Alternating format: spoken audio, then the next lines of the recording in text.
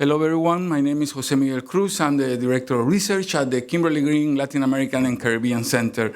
Thank you all for coming to this great event, commemorating the peace accords in Guatemala and El Salvador, promises and lessons in Central America. We will have live interpretation, live translation in Zoom. You can choose the channel or language channel in your Zoom in the bottom of your screen. Vamos a hacer esto en inglés. Si ustedes quieren interpretación, pueden escoger el canal de inglés en su Zoom. It's my pleasure to welcome you to this event. We'll have two panels discussing the relevance, the current relevance of the peace accords in Central America. And to welcome you all for this event, let me introduce you to our interim director, the interim director of the Kimberly Green Latin American and Caribbean Center, Luis Guillermo Solís. Luis Guillermo Solís is the former president of Costa Rica and interim director of FIU's Kimberly Green Latin American Caribbean Center. He served as president of Costa Rica from 2014 to 2018. He began his service at the Foreign Ministry in 1984, eventually becoming Chief of Staff of the Ministry of Foreign Relations from 1986 to 1990, and worked closely in the formulation and negotiation of the peace plan for Central America. He has also been a teacher, researcher, and academic administrator for more than 30 years at both the University of Costa Rica and the National University, as well as a Fulbright professor at the University of Michigan and Florida International University. President Solís, thank you for welcoming us to this event.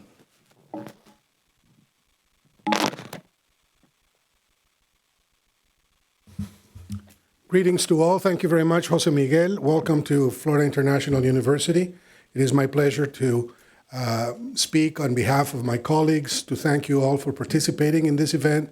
I particularly would like to thank the the State Department for joining us. Matthew, thank you for your support. The Department of State Bureau of Conflict and Stabilization Operation has been instrumental in putting this panel together. Jose Miguel, great work. We have an extraordinary group of guests participating in it, and I'm certain that this is going to allow for us to draw some lessons from the peace accords and also to understand better what are the implications of those peace accords in Guatemala and El Salvador into the larger Central American historical development since then. So once again, I would like to thank you all for your willingness to accompany us in this event. What I would like to do is to make a very short presentation talking about some lessons learned from the negotiation process of Esquipulas II, which, as you know, was the platform from which all the other peace negotiations developed. And I think it is important to talk about Esquipulas because it opened up many doors. It was a moment in which Central America came together, understanding the role all the countries had in putting together this initiative that ended up dealing with national crisis, one on the other. Voy a hablar en español. I'm going to speak in English and in Spanish, for practical purposes. It's going to be faster, and I think it's going to be easier for our audience beyond the United States. Así es que, hablando en español y tomándome esa libertad, quisiera decir que a finales de los años 80 se hizo evidente que Centroamérica necesitaba un plan de paz o un acuerdo regional que pudiera convertirse en una negociación de paz. Y la realización de esta circunstancia tuvo que ver con el hecho de que la Casa Común, varios países de la región estaban en llamas. Eso se logró con el acuerdo de Esquipulas II, la firma de Esquipulas II, el 7 de agosto de 1987, pero ese fue solo el primero de una serie de capítulos nacionales que tuvieron una lógica diferente a la negociación de Esquipulas, aunque fueron facilitadas por Esquipulas. Es el caso de El Salvador, es el caso de Guatemala. pero no fue el caso de Nicaragua. Nicaragua es un caso especial porque la negociación de paz de Nicaragua se dio concurrente con la del plan de paz, es decir, se produjo al mismo tiempo que la del plan de paz de Esquipulas II. Y esto se produjo por la naturaleza del régimen revolucionario que sucedió a la dictadura de Somoza y la reacción que ese régimen, que se proclamaba marxista, había producido en los Estados Unidos, cuyo gobierno, además, dirigido por Ronald Reagan, conspiraba contra su supervivencia y cuyo modelo se había convertido en un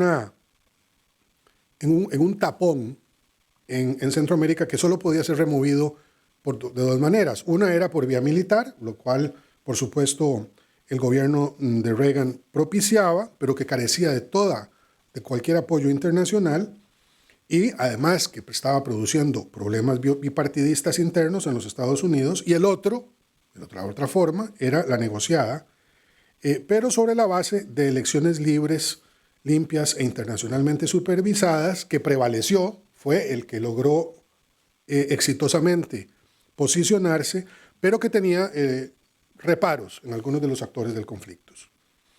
Por esa razón fue muy importante que el acuerdo de paz se produjera alrededor de 2 años después de que la Guerra Fría hubiese entrado en su fase final. Y ello gracias a la perestroika y el glasnost que Mikhail Gorbachev propuso y que tuvo un punto culminante en la reunión de Malta de 1995.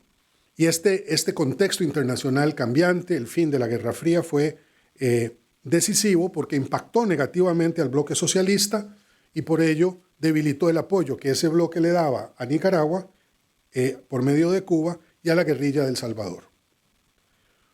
Por otra parte, la guerra impuesta por los Estados Unidos a Nicaragua por medio de la Contra había, tras varios años de operaciones desde Honduras, desgastado dramáticamente a la economía y a la sociedad nicaragüense, una sociedad que demandaba cada vez más un cese al fuego, especialmente las mujeres, las madres en Nicaragua, que no querían que sus hijos murieran en el campo de batalla peleando contra la Contra, y el gobierno de Ortega finalmente estuvo de acuerdo en participar en las elecciones, convencido de que las ganaría, las elecciones de 1990, negoció su realización y eso abrió la puerta al gobierno de doña Violeta Barrios de Chamorro, que ganó las elecciones sorpresivamente porque la mayor parte de las estadísticas decían que ganaría Ortega. Entonces, me parece que este es un primer punto. Esquipulas fue esencial porque preparó el marco de referencia. Y el marco de referencia de Esquipulas fue un marco muy sencillo, entre comillas, teóricamente hablando, porque proponía un triángulo virtuoso: paz, democracia y desarrollo, pero definiéndolos de la manera más básica posible. Democracia igual elecciones libres, paz igual cese al fuego, y desarrollo, cooperación internacional. Y con ese marco se produjo el acuerdo que se llamó, inteligentemente me parece a mí, procedimiento para establecer la paz fin y duradera. No se llamó plan de paz definitivo, no, fue un procedimiento, un modus operandi para establecer la paz fin y duradera en Centroamérica. Segunda lección, fue decisiva la participación de actores internacionales en el proceso.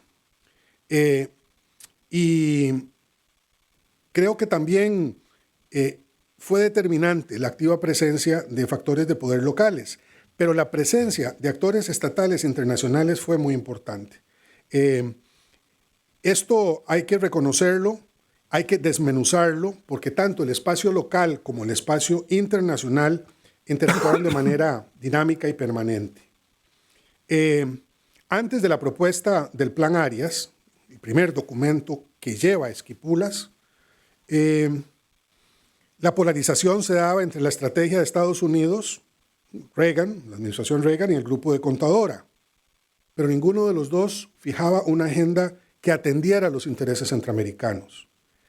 Retomada la negociación de los centroamericanos en 1986, después de la reunión de Esquipulas convocada por Vinicio Cerezo, se vuelve esencial superar la visión del grupo de Contadora y el grupo de apoyo que tenían sus propias agendas y que no tomaban en cuenta tampoco las de la Centroamérica completa, sino solamente la de partes de esa Centroamérica. Y por lo tanto, para superar esa visión estricta, hubo que convocar a importantes sectores del Congreso y el Senado estadounidense, decenas de personalidades, organizaciones de la sociedad civil de Estados Unidos, incluidas iglesias y think tanks, a miembros de la Unión Europea, el Vaticano, medios de comunicación de este país y universidades y comunidades artísticas. El otorgamiento del Premio Nobel de la Paz al doctor Arias fue parte muy importante de ese esfuerzo por sostener la vía centroamericana. Y en ese sentido, otras redes pudieron continuar funcionando por su cuenta y muchas veces a pesar de las convocadas por los presidentes de Esquipulas II. Ahí yo propondría recordar la presencia del grupo de Contadora, el grupo de apoyo, Cuba, la Unión Soviética de entonces, los Estados Unidos, la Contra, que tenían espacios de autonomía relativa, como la llamaron en su momento Francisco Rojas y Cristina Izábal. Tercera lección es que la presencia de los organismos multilaterales fue esencial. No voy a detenerme en ello, pero Naciones Unidas, la OEA, jugaron un papel definitivamente central en este proceso como garantes en un momento en que había muy poca confianza entre los diferentes grupos que negociaron el acuerdo. Y esto conllevó, debo recordarlo, además del apoyo de los secretarios generales, resoluciones incluso del Consejo de Seguridad para aplicación del capítulo 7 en El Salvador y en Guatemala y la preparación de las misiones de paz. Cuarta lección, la idea esta de que la intervención fue necesaria, pero ¿cuál intervención y para qué? La presencia internacional fue muy importante. Quinta lección, las contradicciones que se dieron localmente entre los diferentes sectores y estamentos sociales, políticos, económicos de cada país fueron importantes. Es decir, el proceso de Esquipulas no fue un proceso donde solo interactuaron estados, sino que hubo estamentos al interior de cada uno de los países que también participaron y que no eran necesariamente los actores principales actuando al unísono. Es decir, algunas veces la gente decía, es que la empresa privada y el gobierno están de acuerdo o están de acuerdo y luchan contra... No necesariamente. La empresa privada no siempre estuvo de acuerdo con el gobierno. Las Fuerzas Armadas no siempre estuvieron de acuerdo con el sector privado. Entonces, uno encuentra esas contradicciones y quiero mencionar algunas. El gobierno con las cámaras y asociaciones del sector privado y con las Fuerzas Armadas. El gobierno apoyando la paz. Las Fuerzas Armadas y las cámaras privadas oponiéndose a ella. Las organizaciones sociales y gremiales entrando en contradicción con los partidos políticos. Las Fuerzas Armadas en contradicción con los Estados Unidos, que querían en determinado momento que la paz avanzara. Los grupos insurreccionales con el gobierno de Cuba. La Iglesia Católica con la élite nacional. Y al interior de los países también, conflicto entre la Casa Blanca, el Congreso, etc. Sexta lección, el empate técnico que se produjo en el campo de batalla fue fundamental para que se viabilizara un acuerdo. Séptima lección, la importancia de los liderazgos, que sigue siendo un tema que hoy funciona muy importantemente en Centroamérica. Si no hubiera habido voluntad de los presidentes, de todos ellos, desde Vinicio Cerezo, que inició el proceso, hasta Daniel Ortega, que aceptó ir a elecciones, no habría habido Esquipulas.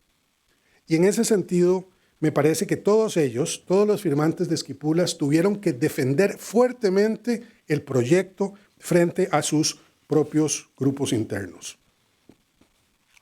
La octava conclusión, la octava lección, es que existió eso que llaman un espíritu de Esquipulas. Es decir, que Esquipulas fue el marco que después sirvió para frenar otros gobiernos, para generar otros planes de paz. Y desde ese momento fue una construcción de un momento regional proclive a las negociaciones. Y finalmente, dos lecciones finales.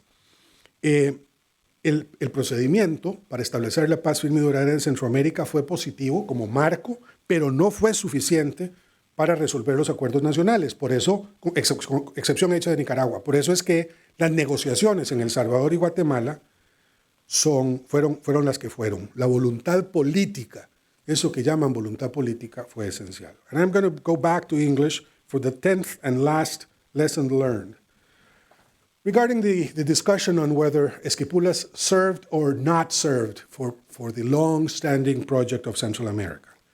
A lot of people say that the situation today is worse than what it was in the 80s. I don't think so, and I think that Esquipulas was very important for peace. But it has to be put, Esquipulas, in the context of the end of the Cold War. Today in Central America, things have changed. Some of the vacuums that Esquipulas left explain some of the phenomena that we see in the region today. But in my estimation, to judge Esquipulas II under the light of current events, it's unfair. Esquipulas II, as any other historical process, needs to be understood in the context in which it happened. And in that sense, yes, we have learned some lessons from it. I have sketched some of them. But the truth of the matter is that the region has evolved since then. 30 years, 30, almost 40 years since the first meeting of Esquipulas. And therefore, we ought to understand that context in order to understand where we are today. Thank you very much. And now, Mr. Moderator, I give you the floor, sir. Great. Thank you very much. Thank you, President Solís, and good afternoon to everybody here in person and to all of you online. Thank you to Florida International University for hosting this event and to former President Solís for his remarks framing today's discussion. So I'm Enrique Roig. I'm a senior advisor in the Office of the Undersecretary for Civilian Security, Democracy, and Human Rights. My career has included years of work on Central America, including time spent as the USAID coordinator for the Central America Regional Security Initiative. I have a deep appreciation of the challenges facing Central America in pursuit of prosperous, free, and democratic societies. The United States remains committed to helping these countries achieve that goal and address the root causes of instability and migration. The peace agreements in El Salvador and Guatemala during the 1990s marked a turning point in the Central American history. They ended protracted internal armed conflicts and provided the opportunity for foundational democratic reforms in those countries. The accords allowed them to demilitarize their societies, protect and elevate marginalized communities, and pursue ambitious reforms aimed to build democratic rule of law and consolidate open and competent electoral systems. Following these accords, the promise of political stability was advanced for over a decade by the commitment of local stakeholders. However, that commitment to democratic form has not fully endured. A drift toward authoritarian populism in El Salvador and the challenges of the justice system in Guatemala are subjecting citizens to a renewed path of undemocratic rule. To better understand the authoritarian drift, it is crucial to re-examine the contributions of the Central American peace accords critically. As these peace agreements reach an important generational age of 30 years, have the ideals of the accords been fulfilled? And we should ask ourselves, how are the peace accords still relevant today? So let's get on with our esteemed panel who will help us dive into this discussion today. Let me start by introducing them. So we're joined by Carmen Rosa de León, who's the Executive Director, the Institute of Education for Sustainable Development, IEPADES, by President Luis Guillermo Solís, who's the Interim Director of the Latin American and Caribbean Center at FIU and former President, as noted. William Stanley, who's a Professor of International Relations and Director of the Latin American and Iberian Institute at the University of New Mexico. Ruben Zamora, former Ambassador of El Salvador to the United Nations and former Ambassador to the U.S. And then Cindy Arnson, Distinguished Fellow and former Director of the Latin American Program at the Wilson Center.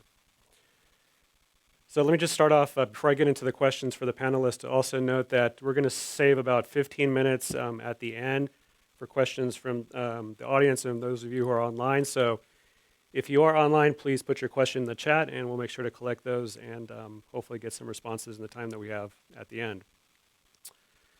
So building on the context that President Solís provided us here at the opening, looking at the Esquipulas Dos process, I wanted to start off with a question for Carmen Rosa related to that and to get your opinion in terms of outlining the process that was conducive to the agreement.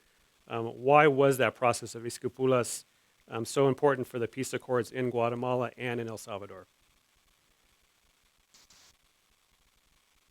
I'll turn it over to you, Carmen, Rosa.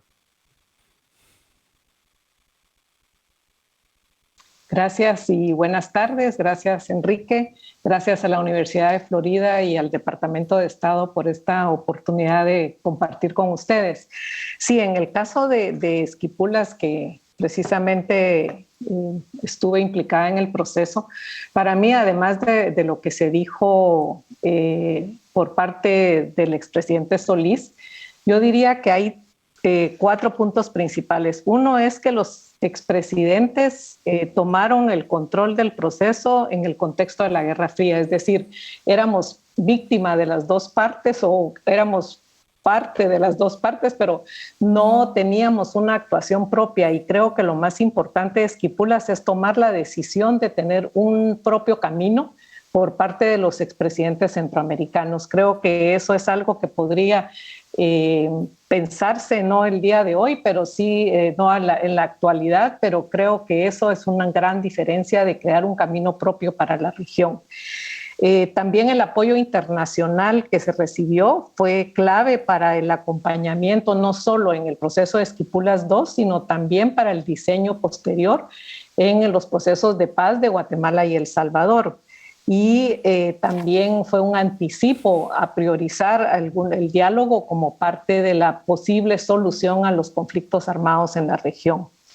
Esquipulas también influyó en la elaboración de tratados regionales y, digamos, de la creación del SICA, pero también, por ejemplo, en la creación del Tratado Marco de Seguridad Democrática, si hablamos desde la perspectiva de seguridad, porque ese tratado marco después fue parte de la contextualización de los propios acuerdos de paz, por lo menos en el caso de Guatemala, y que dio también origen a esa concepción de seguridad humana y seguridad regional que es clave y que todavía sigue persistiendo en el ámbito de la región centroamericana, al menos en el Tratado Marco de Seguridad Democrática de Centroamérica. Y en el caso de Guatemala, pues fue parte del acuerdo de fortalecimiento al poder civil y el papel del ejército en una sociedad democrática. Y luego también decir que también Esquipulas II fue parte de la creación de las comisiones nacionales de reconciliación que se quedaron establecidas, funcionaron en algunos países, en otros no, pero en el caso de Guatemala precisamente la Comisión Nacional de Reconciliación es la que inicia el acercamiento y el proceso de paz, basado en el modelo de Esquipulas, es decir, basado en un modelo de aproximación entre actores con apoyo de la comunidad internacional, que dio incluso pie a 8 reuniones diferentes que fueron previas y que sirvieron para sentar las bases de lo que podría ser el acuerdo y los mecanismos para lograr el proceso de paz en Guatemala. Entonces yo sí rescataría, digamos, esas lecciones aprendidas de Esquipulas, la posibilidad del acompañamiento a la comunidad internacional y cómo fue principio y base precisamente para los mecanismos que después se establecieron en el proceso de paz de Guatemala. Thank you, Carmen, Rosa, for sharing those lessons from Esquipulas. I'd also want to get Ruben's perspective on this as somebody who was intimately involved with this process as well. What would you draw some of the main lessons from the Esquipulas process? Bueno, personalmente, bueno, en primer lugar, muchas gracias por la oportunidad de poder conversar con tan buenos amigos y tan sabios y pues dar alguna idea. O sea, la situación para El Salvador, me voy a referir a El Salvador en concreto. La relación de Esquipulas con El Salvador es problemática, lo quiero decir claramente. Primero, porque el que lo firmó fue un presidente que después ya no era presidente. O sea, Napoleón Duarte lo firmó y cuando se hizo la solución política negociada, ya estaba otro presidente que era opuesto, del partido opuesto al de Napoleón, que era demócrata cristiano, y el otro era de la Acción de Arena, que era un partido de derecha. O sea, primero hay que tener en cuenta eso, que política, estamos hablando de política. Segundo, el problema que yo le veo a los acuerdos de Esquipulas es que era el imposible acuerdo. En primer lugar, porque el acuerdo es entre 5 presidentes y la guerra no era entre 5 presidentes. La guerra era en El Salvador entre una guerrilla que se declaraba marxista-leninista y el gobierno. En Nicaragua una guerrilla que era contrarrevolucionaria, en contra de la revolución, y en Guatemala igual que El Salvador. O sea, resolver guerras o se resuelven entre los que las hacen, pero tienen que ser los que las hacen, o no se pueden resolver. Y ahí está el problema fundamental. ¿Por qué? Porque el texto mismo de acuerdo de Esquipulas lleva a ese problema. ¿Cuál es el texto? Primero, el primer caso, o lo que se tiene que hacer, es diálogo. Y aquí entramos al primer problema. Y de esto sí les puedo hablar porque yo lo viví. Napoleón Duarte, 3 años antes de Esquipulas había llamado ya al diálogo entre el FMLN, FDR y su gobierno. Y ya habíamos hecho hasta 3 diálogos. Creo que para cuando fue ya teníamos 3 diálogos, en los cuales ya el primer diálogo, que fue el presidente Duarte, el que estaba allí con su ministro de defensa, ahí, y los militares no querían soluciones políticas, ojo, como tú lo has dicho, ¿verdad? Pero que allí estaba su ministro de defensa.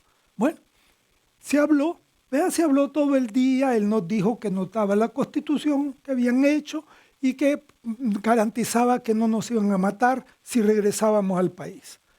Los otros le contestaban, mire, si aquí no venimos por nuestra seguridad, aquí venimos por resolver un problema serio que tiene raíces más allá de lo que ahora está pasando. Así que entrémosle a las raíces. Hasta allí llegaba el problema y a partir de allí, ¿verdad? Seguimos platicando de cómo poder seguir haciendo las cosas. Ok, ya. Cuando se terminó la reunión vimos que teníamos que hacer el texto que uno hace porque toda la gente estaba afuera de la iglesia donde se hizo la cosa, ahí afuera y la prensa, etc. Y entonces, pues a mí me tocó pasar a trabajar en eso junto con el delegado de Napoleón Duarte, ¿ya? Y como yo lo estaba escribiendo, yo lo puse como me parecía, ¿verdad? Y yo puse que esto iba a continuar la negociación para hasta llegar a la paz. Le puse así en el texto. Cuando se los leímos a las 2 partes, el ministro de Defensa, que no había abierto la boca en toda la mañana, presidente, ¿me permite? Le pide la palabra al presidente y le dice, por supuesto, Duarte le dijo, claro que sí, coronel. Y lo que dice es, mire, yo estoy aquí porque yo soy amigo del presidente y creo que el presidente está actuando de buena fe y quiere hacer las cosas bien. Por eso estoy aquí. Pero si dejamos la palabra negociación, yo no respondo ni por mi cabeza ni por la del presidente. Ojo, el problema fundamental para terminar con las guerras era que uno decía, platiquemos, dialoguemos para resolverla, y eso no la resuelve. La única solución es negociemos, como fue después que se hizo años después. ¿Ven? O sea, que ahí había un problema que a Esquipulas, como era cosa de presidentes, y los presidentes sabían que si hablaban de negociación les cortaban la cabeza, todo quedó a nivel nada más de diálogo.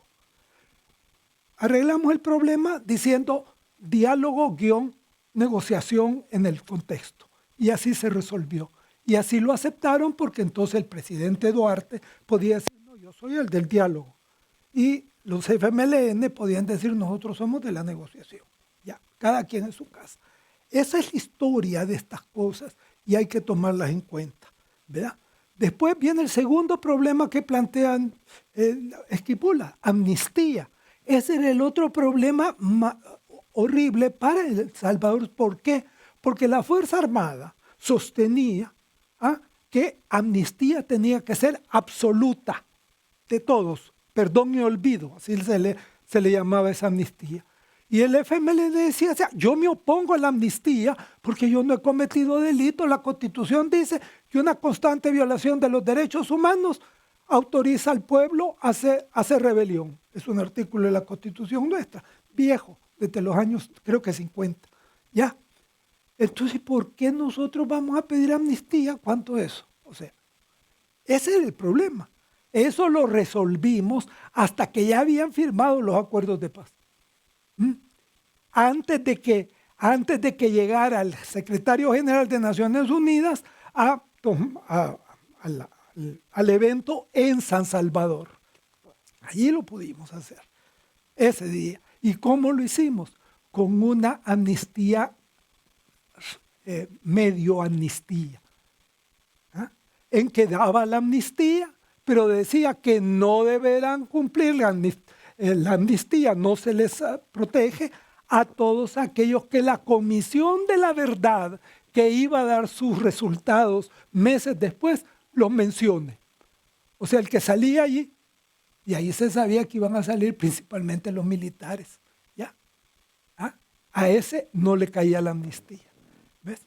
¿Qué pasó? Que el último, pues, cuando se hizo, el día antes de que se publicara lo de los, ¿cómo se llama? El día anterior de que es, después no era de la firma, sino del día anterior de que el día anterior que se conociera todo el mundo ya lo que era el documento de decir, ¿verdad? De la locura a la esperanza, así se llamaba, ¿verdad? Donde estaban todos los casos principales de violación de derechos humanos con nombres y apellidos de los que los hacían, incluyendo nombres de la gente del FMLN, ojo, no solo era para otros, claro, la mayoría era para los militares, pero también para el otro. Ya, el día antes, el presidente Cristiani entonces mandó una ley de amnistía absoluta. Y así la ley que se había aprobado antes, en los días siguientes a los acuerdos de paz, que era relativa, quedó anulada.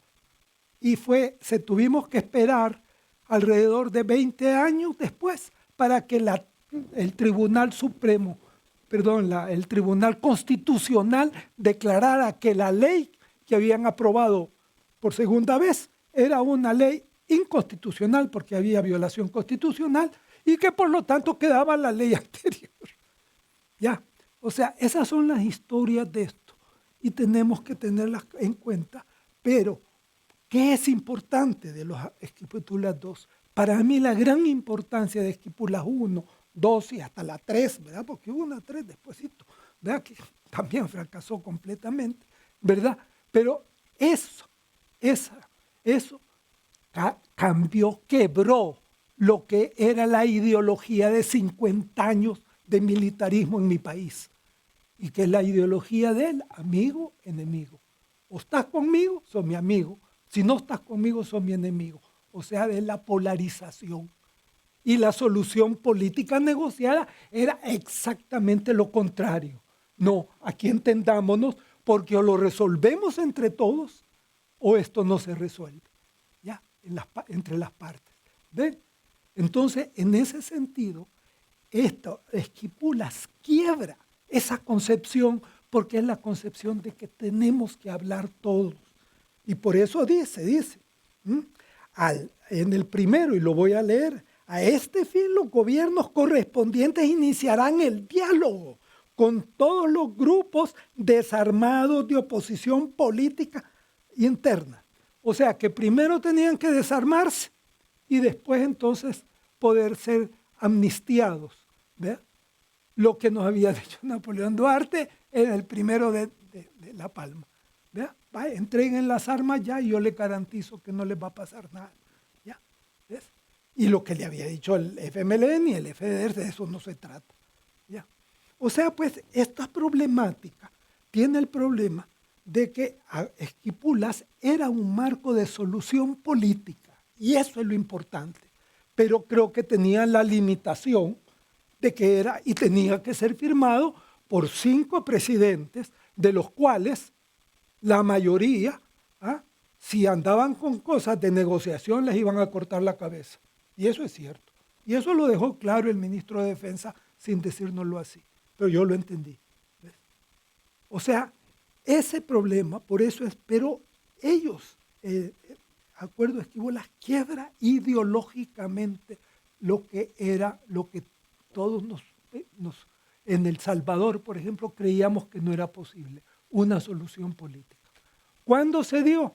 Se dio cuando hubieron, en primer lugar, que si se dieron cuenta, tanto el FMLN como el gobierno, de que la guerra no se terminaba. ¿Por qué? Porque el FMLN le acababa de poner una avanzada, un ataque a la capital de la República. Estuvieron, ¿cuánto eran? Como 10 días estuvieron allí. Y después de 10 días se regresaron a sus cuestiones y atacaron en otros cuarteles del país también. Por eso. Entonces el FMLN, ¿qué creía? El FMLN creía que la gente quería la revolución todavía y que se iba a levantar, pero que no se levantaban porque la guerrilla, que era la que tenía, la que disparaba, estaba muy lejos de ellos. Entonces la idea del FMLN, acerquémonos a la ciudad para que entonces va a haber el estallido. Y no hubo estallido. Como nosotros, yo se lo decía y se lo digo, yo trabajaba en esa época ya dentro del país y le decía, aquí no hay espíritu insurreccional, aquí lo que hay es cansancio de 10 años de guerra. Porque la gente, la pregunta de todo el tiempo que me hacía, pero ¿cuándo va a terminar la guerra? No pedían quién ganara, pedían que terminara simplemente. ¿Ven? Entonces ese era el estado y eso se expresó allí. Pero también la Fuerza Armada, el gobierno de Estados Unidos y el gobierno de El Salvador creían que ya estratégicamente habían vencido al FMLN y que lo que venía era una caída en otros delitos ya comunes de los que quedaran con armas. Así. Se lo digo porque el viceministro de Defensa, yo ya estaba en El Salvador y le fui a protestar un día porque nos mataron un muchacho del partido, ¿verdad? Y fui a pedir y me dijo, sí, ahí lo voy a estudiar y después platicamos. Y él me dijo, esto, señor, el FMLN está estratégicamente derrotado. Es cosa de tiempo nada más. Yo que sabía que el FMLN ya estaba preparando lo que iba a hacer, ¿verdad? Aunque no estaba de acuerdo como ellos lo veían, pero ¿qué dije? Mire, hombre, ¿no cree usted que a lo mejor esos muchachos, mira que no dejan de entender? No, me dijo, no, doctor, no se aflija. Usted, pues, como solo oye la radio Venceremos, que era de uno de las guerrillas, ¿verdad? Usted anda creyendo esas cosas. Bueno, estaban convencidos y el Departamento de Estado en ese momento sí creía en eso. Lectura. Sacamos la posibilidad de empezar una negociación seria que dio resultado de 2 errores de las 2 partes. ¿Por qué? Porque la consecuencia del darse cuenta era de que siempre la negociación es la segunda vez, es el segundo instrumento para resolver problemas de este índole. Y eso es un dicho de aquí, de Estados Unidos. Aquí lo aprendí yo. Negotiations are always the second best. ¿Ya? Entonces, eso. Y además en El Salvador contribuyó para que esto fuera cierto con el error más grande que hizo la Fuerza Armada.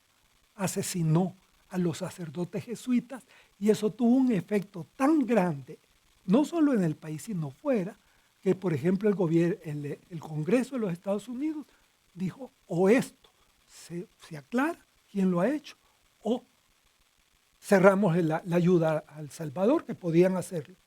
Es decir, dejamos a la Fuerza Armada asignada. ¿Ya?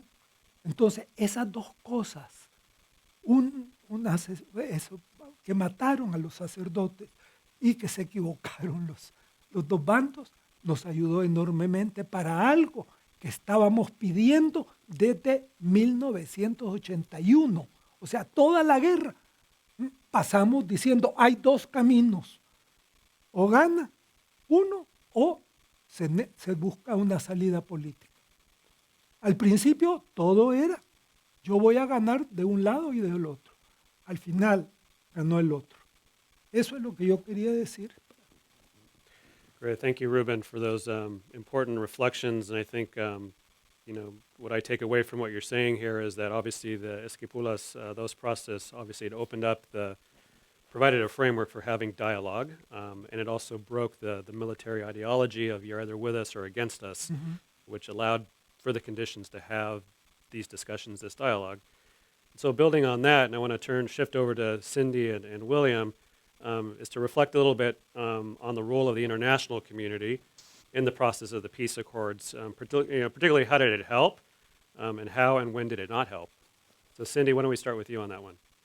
Sure. Okay. Thanks to all of you. Thanks to Miguel Cruz, to President Solís, to Enrique for this invitation to this really rich discussion. The international community, I think, can be conceived in different ways. On the one hand, the OAS and the United Nations that played very important roles in the demobilization of the Contras in Nicaragua in the case of the OAS. But for the UN, I think Central America represented a number of firsts. It was the first time with respect to Nicaragua in 1990 that it was called on to observe an election in a member state. We come to think of the United Nations as providing these observer missions and verification missions all over the world, but Central America was really the first time. It was the first time that the United Nations in El Salvador was called on to play a role in mediating not an international conflict, but an internal armed conflict. It was the first time that the UN established a verification mission. In the case of El Salvador, the mission known as ONUSAL by the Spanish initials, which even before the peace accord was signed, was there to verify a human rights accord that was seen in retrospect as one of the many sort of stepping stones on the path to a broader accord, but was signed in 1990. So the UN was on the ground verifying respect for human rights and international humanitarian law while there was a shooting war going on. And that, of course, as we know, after the signing of the peace accord, established a multi-part large mission to verify implementation of the political agreements, of the agreements with respect to the armed forces, with respect to the judicial system, the formation of the new police, the dissolving of the various security forces, et cetera. It also, provided under its auspices, the Truth Commission functioned with exclusively international partners. What I'd like to do is focus a lot on the United States, which Ruben Zamora just referred to, and in that context bring in, I think, some of what President Solís has mentioned as the importance of the Esquipulas Accord. One has to think of the Central American conflicts as taking place within the context of the Cold War. That was certainly the case, not only at the beginning during the Carter administration, but it's certainly under the Reagan administration. And the fall of the Berlin Wall did not take place until November of 1989. So for the most part, these conflicts are taking place within the context of a national security ideology in the United States and shared by the armed forces in Central America, that Marxist, Leninist guerrilla violence was an existential threat that had to be eliminated. What happened, I think, to unwind these conflicts was not just the fall of the Berlin Wall in November of '89, but first the Iran-Contra affair. And we have to remember the important role that played in the evaporation of political support in the United States for funding the Contra War. The Iran-Contra affair in 1986, 1987, for those who don't remember, was a revelation that funds from the sale of weapons to Iran, counter to the stated policy of the United States, were used to purchase weapons and other war materiel for the Contras fighting the Sandinista government in contravention of U.S. law. And that just led to an explosion. So it really, I think, was the beginning of the end of U.S. support for the Contras, which, had in bits and pieces come back with the provision of so-called non-lethal aid in the mid-1980s, the reestablishment of military aid in 86 after it had been banned in 84, and then the gradual evaporation of support, such that when President George Bush, the George Herbert Walker Bush, padre, came into office, his Secretary of State, James Baker, essentially said, this is over, we have to wind this down. And that led to a series of discussions about, preparing the sort of the terrain for the 1990 election in which Doña Violeta Chamorro was elected, and the subsequent message to the Contras in the camps in Honduras and other places that the war is over, go back, you've won, reintegrate into Nicaraguan society. And that process was overseen by the Organization of American States that kept a verification mission in Nicaragua to really oversee the integration of former Contra rebels, but also look at instances of deaths and harassment of former insurgents. Switching to El Salvador, so Esquipulas, to go back to this, and I should have mentioned it when I was kind of laying out the chronology. As the U.S. Congress was looking for ways to get out of the business of funding the Contra War, Esquipulas II was the perfect vehicle for saying there is an alternative policy that calls for political solutions to insurgencies, that calls for dialogue. And it was the existence of Esquipulas at a time of the evaporated consensus over the Contra War that allowed, I think, for people to say, we do have an alternative. It's not just, fund the Contras or allow communism to triumph. So it was a very important element in the domestic U.S. political context. Similarly, in El Salvador, there were many things that took place before the end of the Cold War that were critical to shaping U.S. policy. And I would say that the most important one was the one that Ruben Zamora mentioned, which was the assassination of the Jesuits, of 6 Jesuit priests, their housekeeper and her daughter, and the very early testimony of an eyewitness to those brutal assassinations that implicated the military, not just the military, but a U.S. trained, an elite Army battalion, the Alpacat battalion. That led then Speaker of the House, Tip O'Neill, to turn to one of his most trusted colleagues, Joe Moakley of Massachusetts, to set up a task force to look into the Jesuit murders. And at a time that the U.S. State Department, at least initially, blamed the murders or tried to defend the Army and blame the murders on the FMLN, the Moakley task force went about developing its own sources and building first a case of cover-up by the high command of the military, and then subsequently in a final report the implication of the entire high command in the planning and the execution of the murders. So those led to something that was unthinkable, which was a 50% reduction in military aid to El Salvador in 1990. So you had, by then, the fall of the Berlin Wall almost at the exact same time that the Jesuit murders took place, and the Jesuit murders, which just removed any legitimacy from the military that had been so strongly and generously supported by both the Reagan administration, the Bush administration, but also by the U.S. Congress, with a lot of debate and a lot of conditionality and a lot of requiring of reports, but basically the money flowed during this process.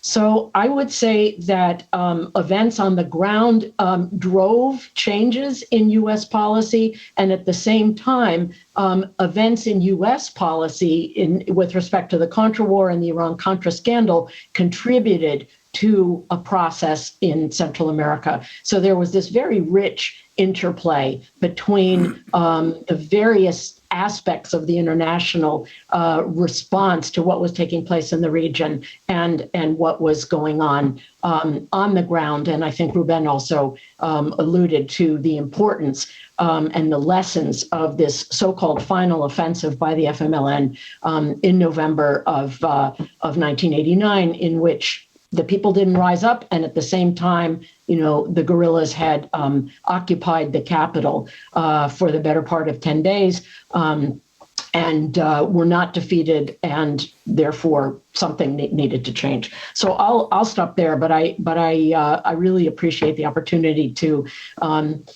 think through again some of these dynamics that were so important and which so many of us were deeply involved in a personal sense in the 1980s and 90s. So thank you. Great, thank you, Cindy, for laying out that historical context and all those important events that were happening at the time that I'm now also being reminded. The Berlin Wall, the Iran-Contra affair, the unfortunate assassination of the Jesuit priest. All these things that had bearing as external factors in terms of what was happening also on the ground with these peace processes in Guatemala and El Salvador in particular. William, do you want to also touch on this topic also of the role of the international community in the process of the peace accords? Sure, I'd be happy to. And I'd like to join my colleagues in thanking Miguel and President Solís and you for this opportunity to have this event and discuss these important events. So I guess I would add a couple of things. One is that there are a number of things that the U.S. did, if you roll back the clock and look during the 80s, that in some ways set the stage for the peace process in ways that were certainly were not foreseen at the time. The U.S. promoted electoralism, what was very much criticized at the time as kind of almost showcase elections. And there was certainly much to criticize about the elections that were held in El Salvador and Guatemala in the 80s. The military, of course, was very powerful still behind the scenes, not under the authority of civilians. But one thing that did happen is that the right in El Salvador came to depend upon and be confident in electoral means of gaining power. And that was a very significant change because previously they had relied on the military entirely. And I believe that this ultimately was a kind of enabling condition for the peace process in El Salvador because you had a government that was ultimately willing to negotiate with the FMLN the reduction of the prerogatives of the military, the sidelining, the political sidelining to a significant extent of the military. And I don't think that could have happened without those foundations having been put in place. The other thing that I would highlight regarding the U.S. role is a little bit more micro, and that is that there were key points in the process where the U.S. stepped in to solve problems. USAID had learned from some of the rearming that took place in Nicaragua that it was vital to pay attention to the real needs of demobilizing combatants. And so the U.S. was generous in funding reinsertion programs for former combatants. And in one key moment in the peace accords, the reinsertion package that had been arranged for mid-level commanders of the FMLN, for example, was seen by them as inadequate. These were folks who had been in command of 100 or more troops and sort of viewed themselves as executive figures who were receiving the same kind of package as rank and file soldiers.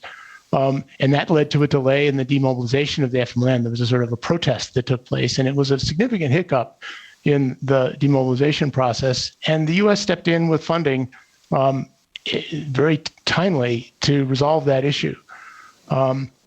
Later, after the ad hoc commission in El Salvador identified 102 officers whose records closely linked them to human rights abuses, the U.S. helped apply pressure and reportedly some incentives for folks to retire and leave the military, again, removing what otherwise could have been a crisis in the peace process.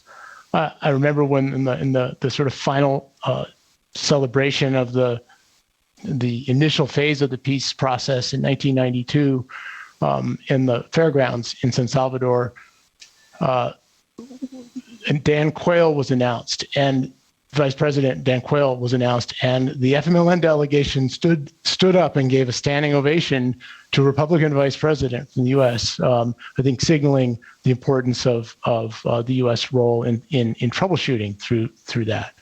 Now, turning to the UN, I think that I think that its role was vital in both El Salvador and Guatemala in somewhat different ways. I mean, it carried. I think we need to disaggregate its role into mediation and verification. And then I think we need to add to that some what I call street level conflict resolution that took place, where the unarmed police and military observers and human rights observers and election observers engaged in all kinds of just preventative action. And much of the impact of the UN's presence in El Salvador we see in crises that didn't happen, events and potential confrontations that did not escalate. In El Salvador, I think it was very important that the mediation and verification functions were separated, so that when an impasse arose during implementation, it was possible for authorities from New York, figures from New York, to come down and give a kind of authoritative interpretation of what had been agreed. And it was important that the ONUSAL itself and the verification were separated. Throughout both peace processes, I think the UN, served in some ways as the conscience of the peace process in focusing on upholding the norms that had been articulated in the peace processes and insisting that parties comply with them. I think the UN's role in Guatemala was more problematic in part because there was not, in fact, a separation between the mediation and verification role. The same individual served as moderator and then as the head of mission as MINUGUA transitioned from being a human rights mission to being a comprehensive peace mission and took on the responsibility of verifying the full accords. And there was immediately a scandal that involved, questions of whether or not MINUGUA had properly disclosed a human rights violation in the early stages, and it put the then chief of mission in a less authoritative position to insist upon implementation. I think in Guatemala you see the limitations of the international role. That at the end of the day, an international mission can help negotiate accords, but it cannot, in its verification role, counteract strong resistance from domestic actors. And as we saw, very entrenched interests begin to fight back against key elements of the peace accords. I see some kind of erosion of the international community's impact. I have some other things to add, but that's sort of an initial set of comments. Great, thank you, William. Thanks.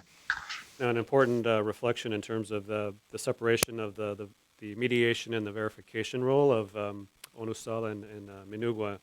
I think that's an important takeaway in terms of keeping those functions separate in these types of processes that you pointed out.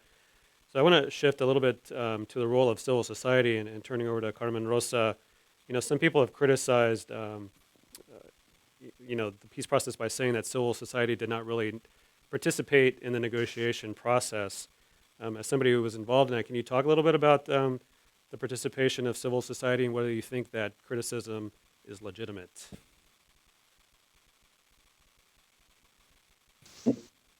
Sí, gracias. Bueno, de hecho, yo diría que todo lo contrario, los acuerdos de paz, realmente el proceso de los acuerdos de paz, porque no podemos hablar solo del hecho de la firma de los acuerdos, sino el proceso que acompañó a los acuerdos de paz en Guatemala, tienen que ver mucho con el mecanismo que, como decía anteriormente, la Comisión Nacional de Reconciliación generó para poder establecer un clima para la negociación de entendimiento entre los diferentes actores. Podemos decir que la Comisión Nacional de Reconciliación tuvo aproximadamente 8 reuniones en diferentes países con el acompañamiento de los países amigos, donde se establecieron se establecieron diálogos entre, por ejemplo, empresarios, partidos políticos, los grupos religiosos, los grupos sindicales, los grupos de campesinos, organizaciones como las cooperativas y sociedad civil, incluso con sectores de medios de comunicación, que hicieron posible ir avanzando hacia allá el establecimiento de un mecanismo del diálogo entre las partes. Este mismo acompañamiento de la Comisión Nacional de Reconciliación y el último acuerdo, que era el acuerdo marco para la negociación, establecieron la creación de la Asamblea de la Sociedad Civil. La Asamblea de la Sociedad Civil, que para mí es un ejemplo que Naciones Unidas quizás debería retomar en otros acuerdos de paz que puedan acompañar, hizo que se estableciera un acompañamiento de parte de los diferentes sectores del país e incluso tuvieron el mandato de establecer 4 propuestas a la mesa de negociación de lo que se llamaron los acuerdos sustantivos. Estos acuerdos sustantivos eran precisamente los acuerdos sobre los cuales en la mesa de negociación se debían retomar algunas acciones que implicaban a los mismos sectores de la sociedad civil. La Asamblea de la Sociedad Civil contó con sectores académicos de grupos mayas, de derechos humanos, mujeres, religiosos, cooperativas, partidos políticos, incluso ONGs de desarrollo, prensa y los sindicatos. Y los acuerdos que se establecieron por parte de la propuesta a la mesa de negociación era, por ejemplo, el acuerdo para el reasentamiento de las poblaciones desarraigadas, que establecía la incorporación de, sobre todo, refugiados y desplazados a la vida nacional.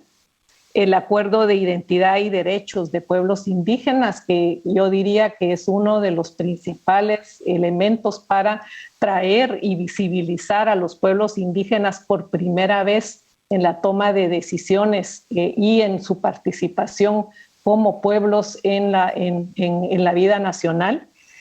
El acuerdo sobre aspectos socioeconómicos y situación agraria, que ese fue quizás el más problemático y el que después vamos a ver que cuesta más cumplir, precisamente porque atacaba, y es una de las razones por las cuales los acuerdos de paz no se llegaron a cimentar en su totalidad, pues que atacaba los intereses del sector económico, empresarial y el sector tradicional, que estaba al final siempre a cargo de la negociación como parte del gobierno. Y también decir que la Cámara, por ejemplo, del sector empresarial no se quiso, o sea, a pesar de estar invitado a la Asamblea de la Sociedad Civil, quiso siempre establecer una negociación bilateral entre la URNG, el gobierno y el sector empresarial. Y luego también tenemos el acuerdo sobre el fortalecimiento del poder civil y sociedad y el papel del ejército en una sociedad democrática, que quizás es uno de los acuerdos que fueron más importantes, porque en ese acuerdo también no solo se plantea cómo desmilitarizar la seguridad, la creación de una nueva Policía Nacional Civil, que eso era muy importante, el rol del ejército en la seguridad externa, y ahí lo que hablábamos de la influencia de estipulas, porque luego a través del Tratado Marco de Seguridad Democrática en Centroamérica se va a tener ese concepto de seguridad humana, donde la seguridad va más allá de la seguridad personal y el papel del ejército y la policía, y toca el tema de derechos humanos y la representatividad de los pueblos indígenas y el desarrollo como parte de ese aspecto de seguridad en el concepto de seguridad humana. Y finalmente tenemos un último acuerdo que también se presenta, que es sobre las reformas constitucionales y régimen electoral, que tampoco fue sustentado. Y yo aquí sí quisiera decir, o sea, como sociedad civil, creo que fue una acción, una actividad, una participación muy activa de la sociedad y generó lo que podemos llamar una agenda de país que hasta el día de hoy sigue uniendo a los diferentes sectores de la sociedad que participamos en esa asamblea de la sociedad civil. Y por eso el reclamo del cumplimiento a cabalidad que no se ha dado. Podría también decir que una herencia de esos acuerdos de paz precisamente fue la creación de diferentes comisiones que establecieron un diálogo entre el Estado y la sociedad civil, como el Consejo Asesor de Seguridad, por ejemplo, que se crea dentro de los acuerdos de paz y que permite que varios ciudadanos representantes de diferentes sectores puedan opinar sobre esa política integral de seguridad, y establecía una asesoría directa al presidente de la República. La Secretaría Presidencial de la Mujer, por ejemplo, que primero se llamó el Foro de la Mujer, donde por primera vez, y el Acuerdo de Fortalecimiento del Poder Civil así lo establece, se visibiliza toda la problemática de la atención a las mujeres en general, y sobre todo el enfoque que estaba disminuido, digamos, de la presencia de las mujeres en la vida nacional. Entonces tenemos por un lado que los acuerdos permiten esa presencia de pueblos indígenas, pero por otra también permite la visibilidad por primera vez de las organizaciones de mujeres que siguen teniendo una gran actividad a día de hoy. Y esas comisiones también, por ejemplo, la de la Comisión de los Acuerdos de Paz, es decir, todas establecían un mecanismo de diálogo para permanecer, que fuera permanente entre el Estado y la sociedad civil para la resolución de los conflictos que podían haberse generado y que se generaron durante las 30 años de conflicto interno y de guerra interna. Sin embargo, ahí es interesante ver que una de las primeras acciones que toman en la etapa del retroceso democrático que vamos a vivir después, y que es a partir sobre todo de la época de Otto Pérez Molina, empieza a cortar todos los mecanismos. Estas comisiones empiezan a tener vigencia, empiezan a ser desarticuladas por parte del gobierno, y empieza nuevamente la ausencia de un mecanismo de diálogo entre Estado y sociedad civil. Y quizás también muy importante es establecer, y de la presencia de Naciones Unidas, y aquí resaltar el que después de una evaluación que se hizo de la firma de los acuerdos de paz, nos dimos cuenta que precisamente ese Estado paralelo que se había construido desde el estamento militar en la sociedad no había sido desarticulado, y seguía habiendo persecución a la sociedad civil y sobre todo a los activistas de derechos humanos como durante el conflicto armado. Y eso es lo que hace establecer la presencia de una Comisión Internacional contra la Impunidad, porque tomaron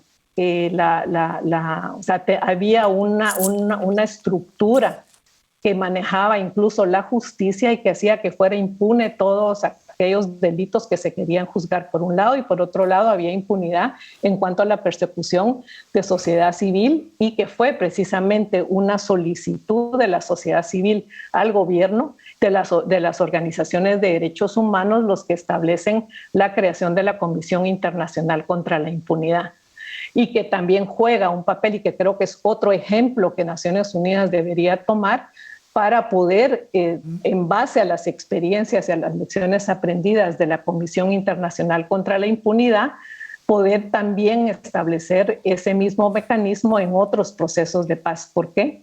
Porque precisamente es la justicia la que está cooptada durante un conflicto. Son las partes, sobre todo el gobierno y el estamento militar, digamos, y los sectores, en el caso de Guatemala, el sector tradicional empresarial, los que cooptan la justicia. Lamentablemente ahora estamos volviendo a esa situación, ¿verdad? Podemos ver ese retroceso. Pero sí creo que hay una lección aprendida en cuanto a que, para mí, la Comisión Internacional contra la Impunidad debería haber sido un elemento fundamental de los acuerdos de paz y no haber dejado ese espacio de 10 años que se dejó y que hizo que realmente se reconstituyeran estos cuerpos paralelos en lo que podíamos llamar el Estado paralelo, que es el que sigue hoy vigente, es el que está queriendo retroceder y es el que ya no le importa, digamos, y yo diría que se puede también establecer lo mismo en otros países de la región, que no le importa ya el mecanismo ni el contexto internacional, porque lo que pretenden, y ahí sí que creo que hay un elemento que es diferente a la situación que se vivió en la época de los acuerdos de paz y la creación de la LACC, y es la presencia del crimen organizado en la región, y que ahora es parte de ese Estado paralelo que está empezando, que está persiguiendo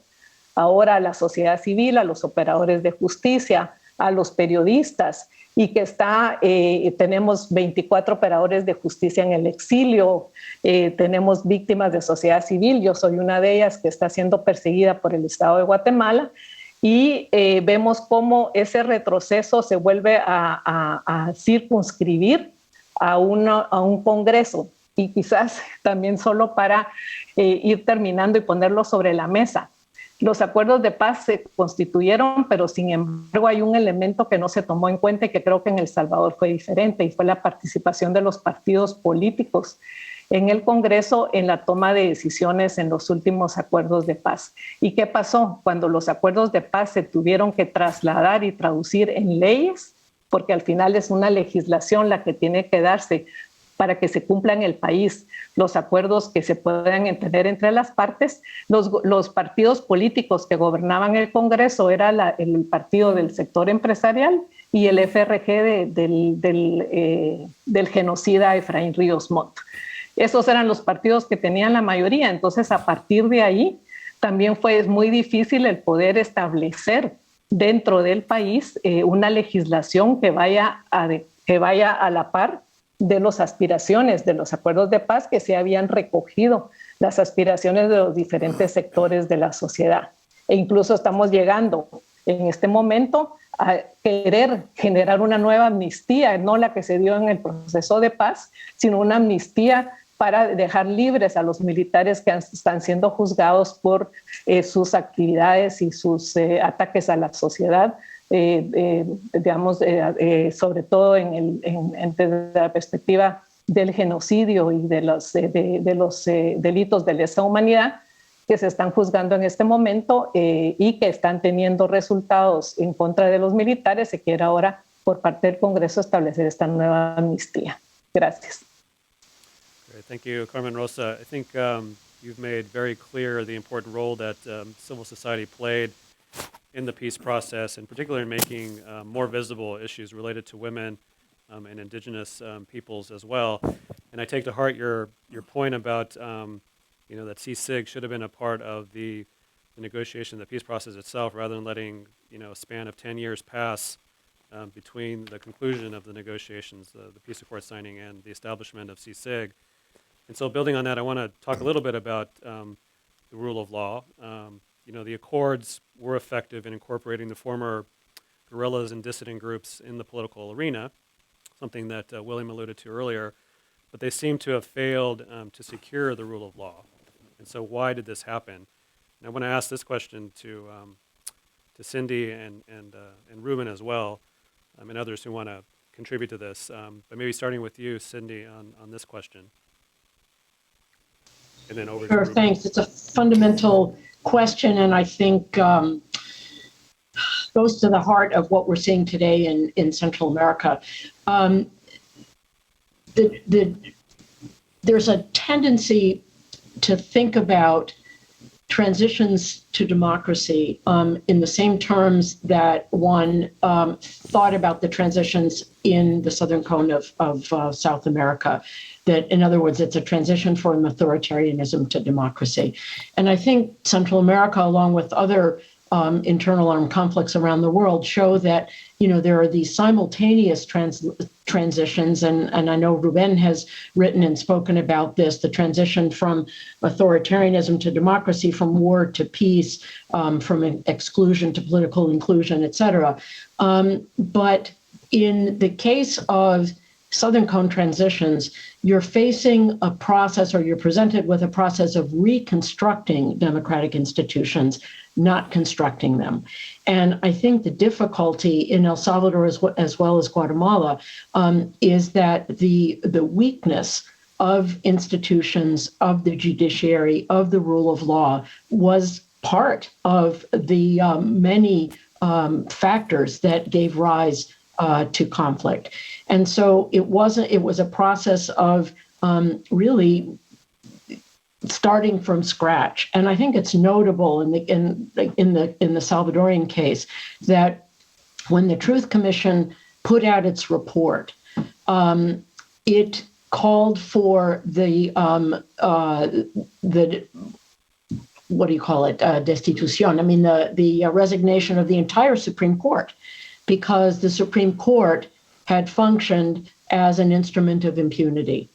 The Truth Commission in El Salvador did not recommend trials of people that had committed violations of human rights and international humanitarian law, precisely because it knew that the judicial system was not capable of judging those people on either side of the conflict. And that was behind what was essentially a very controversial decision to name names in its final report. This was criticized as a lack of due process or whatever, but the Truth Commission said either, we can't recommend trials because there's no judicial system capable of doing this, and we can't just allow all of the information that we've gathered against particular individuals to not have implications for those people. And that, again, led to the naming of names.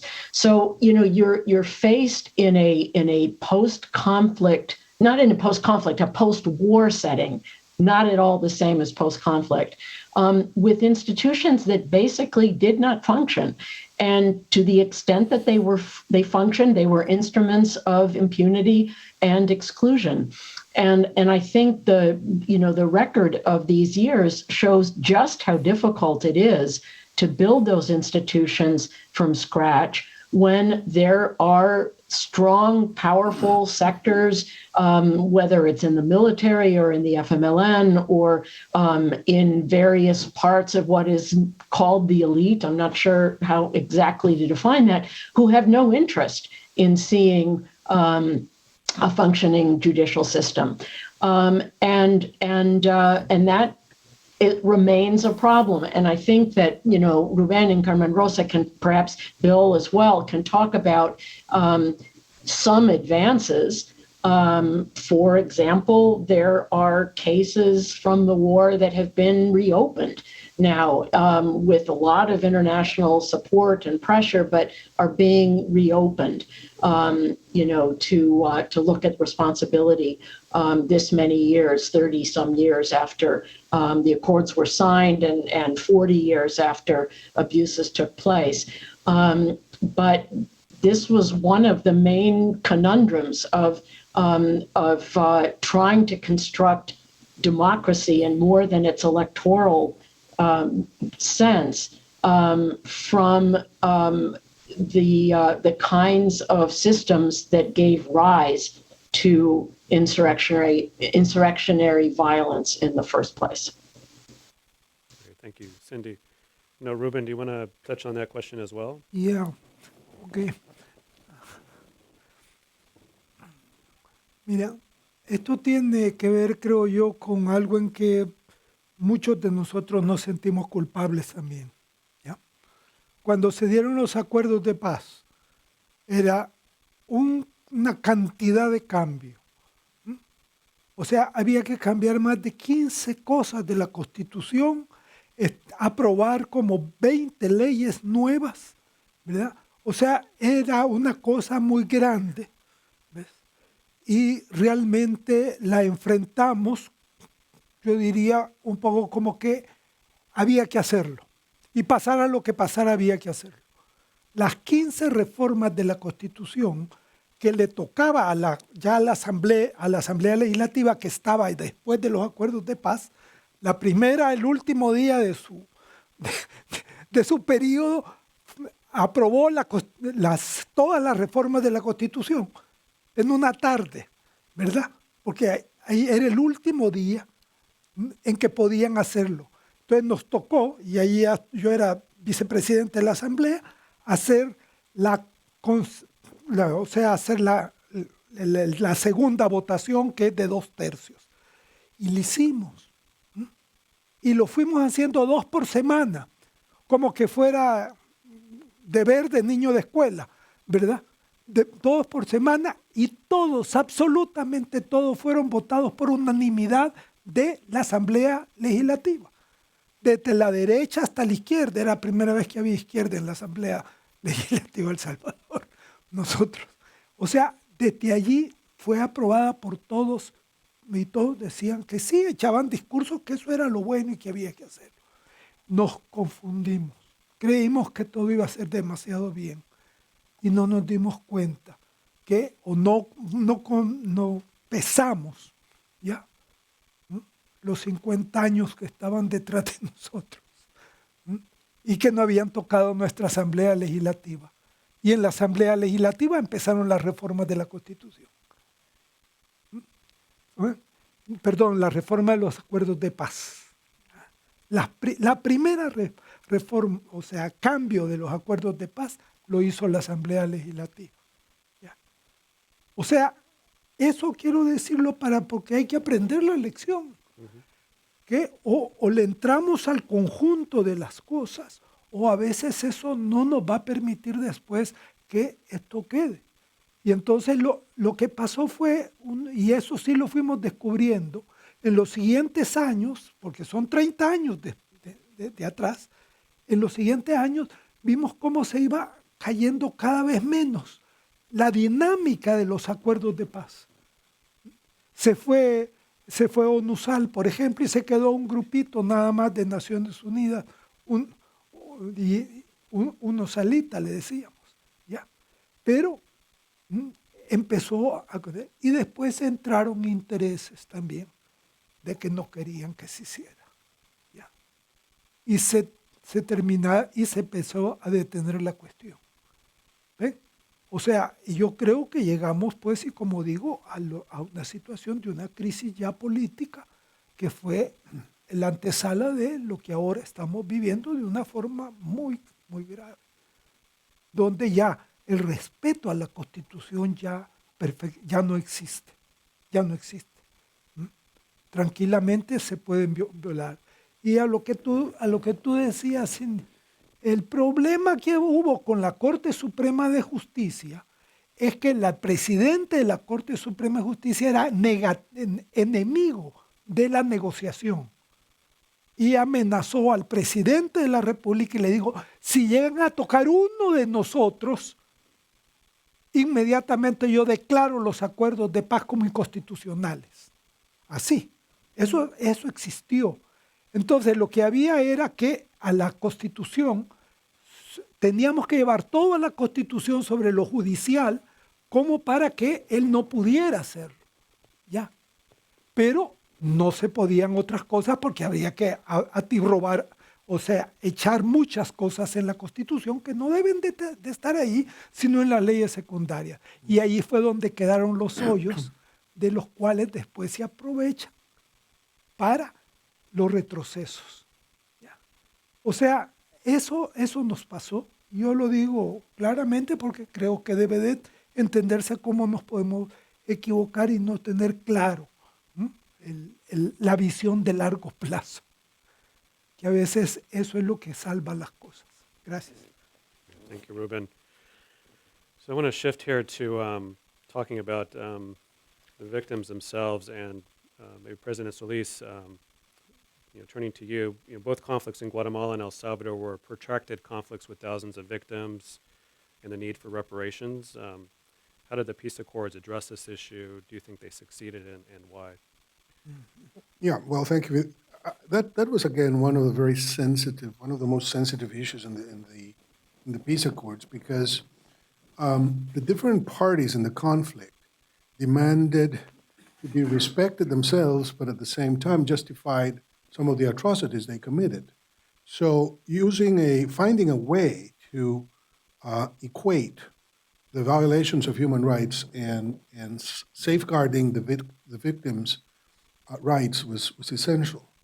And one of the first things that had to be done in the negotiations, I remember vividly, was to somehow call the parties in conflict in a way that they would admit and that was going to be legally binding in terms of finding responsibilities. And this is why, in the verbiage of Esquipulas, the grupos revolucionarios, to refer to the guerrillas on the left, were matched by grupos irregulares, which were the contras in the case of Nicaragua, or the PACs and other groups in the case of Guatemala.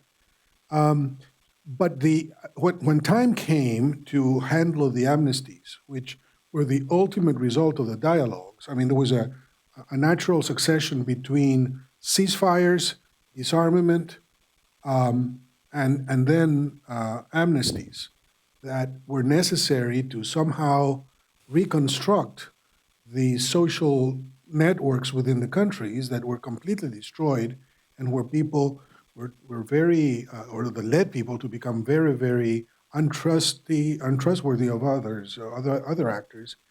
The situation became obvious again. I mean, there was a necessary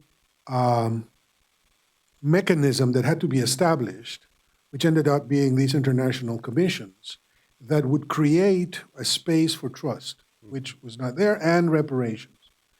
Unfortunately, the violations of human rights continued as the negotiations progressed. And some of these commissions suffered not only the phenomenon that has already been described here by Cindy and Carmen Rosa, but some of the most horrendous things happened, and probably the assassination of Monsignor Gerardi in Guatemala is probably the most obvious of them all. This parallel state, or these forces of evil that continue to operate, even after the agreements had been signed, was a major factor in destroying, or at least undermining, some of those diplomatic understandings that had been reached at the table of negotiations. And it is here where Ruben's assessment is so important.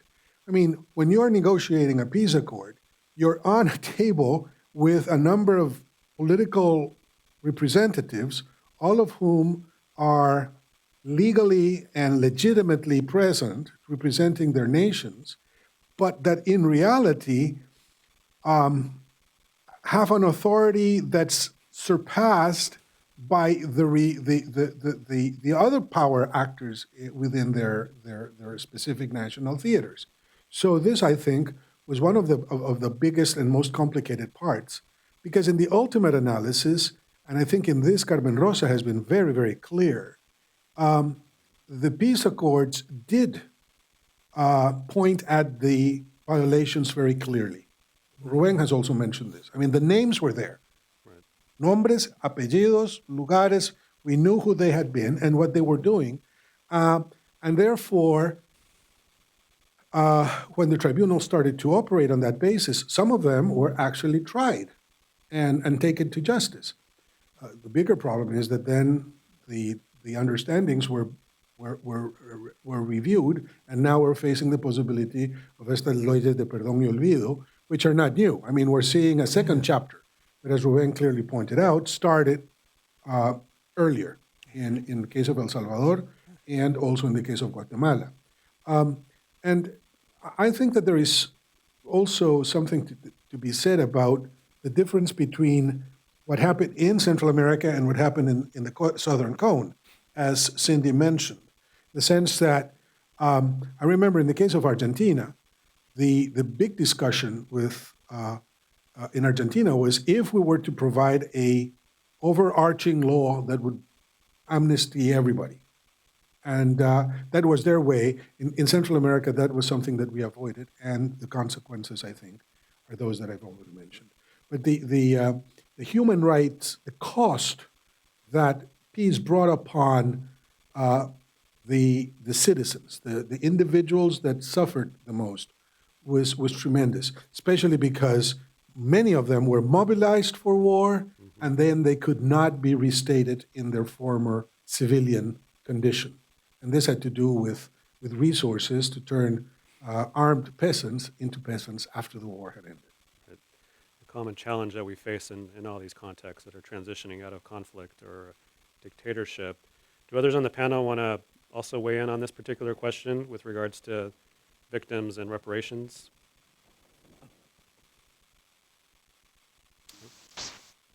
Yo tal vez, si puedo, Sí. Yo decir que realmente después de los acuerdos, de la firma de los acuerdos de paz, la Comisión Nacional, la comisión que se creó para la reparación, empezó a funcionar en una forma adecuada, sobre todo bajo la dirección en la época del expresidente Berché, de Rosalina Tuyuk, que fue la creadora de una asociación de víctimas, de viudas durante el conflicto armado.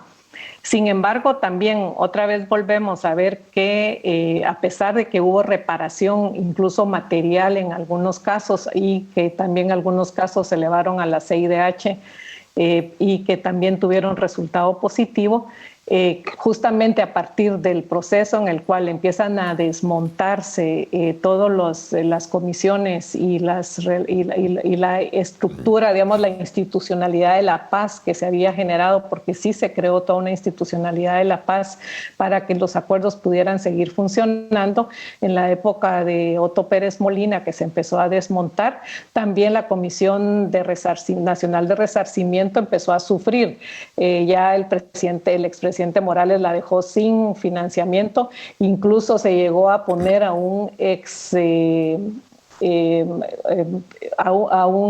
miembro de la inteligencia civil, de la inteligencia militar al frente de esa oficina durante el gobierno de Pérez Molina, lo cual incluso era terrible para las víctimas del conflicto. Y finalmente este gobierno prácticamente pues anuló todo lo acordado en los acuerdos de paz y en esa estructura y en esa institucionalidad de la paz. Y tal vez decir que efectivamente lo que logró seguirse manteniendo, porque al final fuimos el primer país que hizo un juicio contra el genocidio, que declaró genocida a Efraín Ríos Montt, que tuvo, y la Corte de Constitucionalidad anuló el juicio por presión. Justamente otra vez volvemos a los actores del Estado paralelo como el sector privado tradicional. Y sin embargo han seguido los juicios, que hay sentencias incluso que no se habían logrado, como la llamada de Sepur Zarco, donde mujeres indígenas que fueron violadas por patrulleros civiles y algunos militares también han tenido castigo. Acaba de ser, el juez Gálvez acaba de dictar sentencia contra los implicados en lo que se llamó el diario militar, que era un diario que se encontró donde estaba estaba la nómina de aquellos que habían sido secuestrados y que habían sido perseguidos por el ejército. Y sin embargo, hoy vemos que precisamente esa justicia que logró restaurativa, que se logró establecer, el juez Gálvez hoy día está siendo acusado, le ha quitado el derecho de antejuicio y que quiere ser prácticamente aniquilado por parte de la Corte Suprema de Justicia en connivencia con los grupos de extrema derecha que funcionan en el país y con un ministerio público pues que tal vez también todos sabemos que está más bien intentando responder a esos intereses del Estado paralelo. E incluso la semana pasada fueron despedidas todas las fiscales del Ministerio Público que habían sido parte de las investigaciones que el mismo Ministerio Público había realizado y que habían empezado justamente con la presencia de Claudia Paz y Paz como fiscal general. Es decir, se logró mantener, pero sin embargo la captura de la justicia en este momento está haciendo que incluso sean perseguidos los jueces y los fiscales que participaron activamente en las investigaciones de los abusos cometidos y de los delitos cometidos por las Fuerzas Armadas durante el conflicto armado. Thank you, Carmen, Rosa, and I think you indicate obviously the challenges that we're facing throughout the region when it comes to democratic backsliding and this trend towards authoritarianism, which kind of brings me to this next question that I want to pose to William, which thinking about current generations of Guatemalans and Salvadorans who have been born and reached adulthood with these agreements in place. I mean, how do they value the accords? What is their understanding of the legacy of these conflicts and how they were resolved? Because that obviously has bearing on how they also perceive democracy currently in the institutions that are trying to be strengthened in a climate of democratic backsliding. Yeah, thanks for the question. I mean, in some ways, I think Jose Miguel is probably the best position to answer that, given his survey research. But I would say from what I've been following, that more recent generations are pretty disengaged from these debates and struggles, and have been focused overwhelmingly on current real challenges, economic challenges to their safety because of high rates of crime. They're facing environmental challenges that we now can see are probably related in part to climate change in the dry corridor especially. And so there's a kind of question of relevance for many more recent generations. I guess what I would say is that in some ways, nonetheless, many of the challenges that they are facing have some origins in the peace process, and in some cases in things that could perhaps have been handled better in the peace processes. I have to return to the question of the rule of law. I agree with Carmen Rosa that Minugua needed to have CSIG or a CSIG-like function from the outset. There needed to be a laser-like focus on building rule of law capacity. I agree with Ruben's point that these institutions didn't exist. They had to be built, and so I think part of the challenge is that in some ways the peace accords missed the fact that in some ways rule of law is a necessary condition for everything else. You can't really have civil society effectively organizing and demanding changes in electoral processes or in socioeconomic justice questions or environmental regulation or provision of public health or any of the many things that civil society may wish to pursue if they can be persecuted and repressed with impunity by either elements of the state or elements outside or parallel to the state. And so, I think that a key lesson is that you can't advance on other issues until and unless the rule of law issue is resolved. At least that's how I view this. And it's partly a collective action problem. I mean, if you think about the interest of the public in the rule of law, it's broad, it's diffuse, it's unorganized. Everyone benefits if the rule of law exists, and that those diffuse interests are up against groups in both societies, both El Salvador and Guatemala, whose business model, if you will, depend on the lack of the rule of law. And those are very concentrated, very organized interests. They are a very tough adversary. So I think that that is an enduring weakness. The one thing I would say that is probably the most enduring relevance of the Accords is that they were comprehensive. They were the result of deep, difficult conversations about what was wrong with each of these societies, what factors led to the wars, what problems needed to be solved to build lasting peace. And I think that the agendas that were set by the Accords have enduring relevance.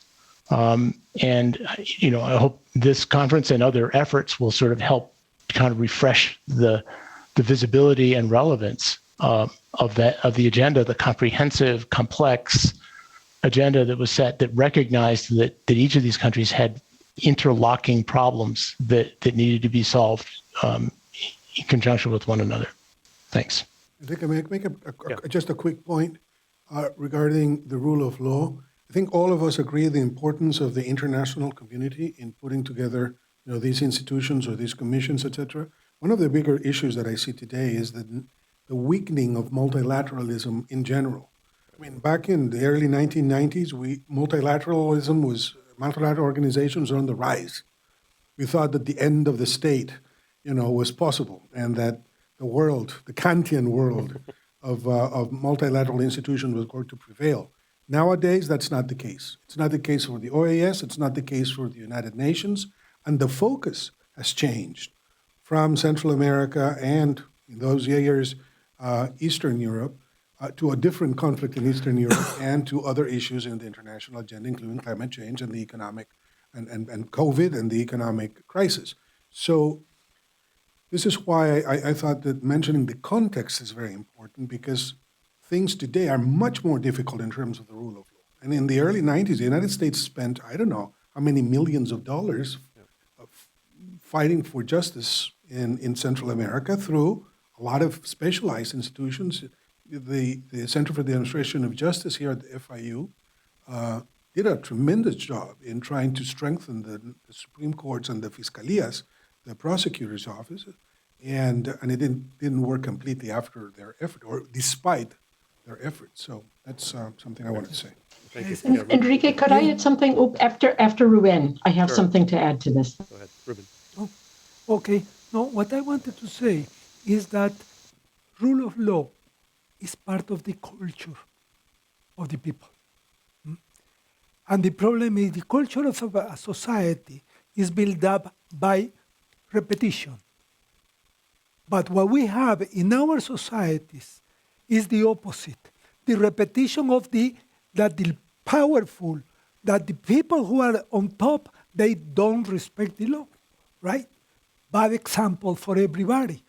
This is because, just to give you an example, in El Salvador, the presidency, we know, is the top of everything.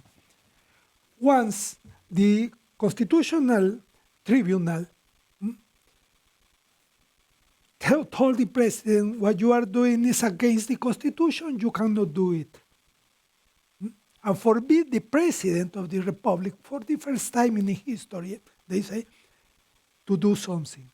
The reaction of the president at that moment was to say, what? These five guys that not even the people voted for them. People voted for me. That argument, and trying not to say. What happened in that moment is that people started to go to the street to defend the constitutional group, the judges.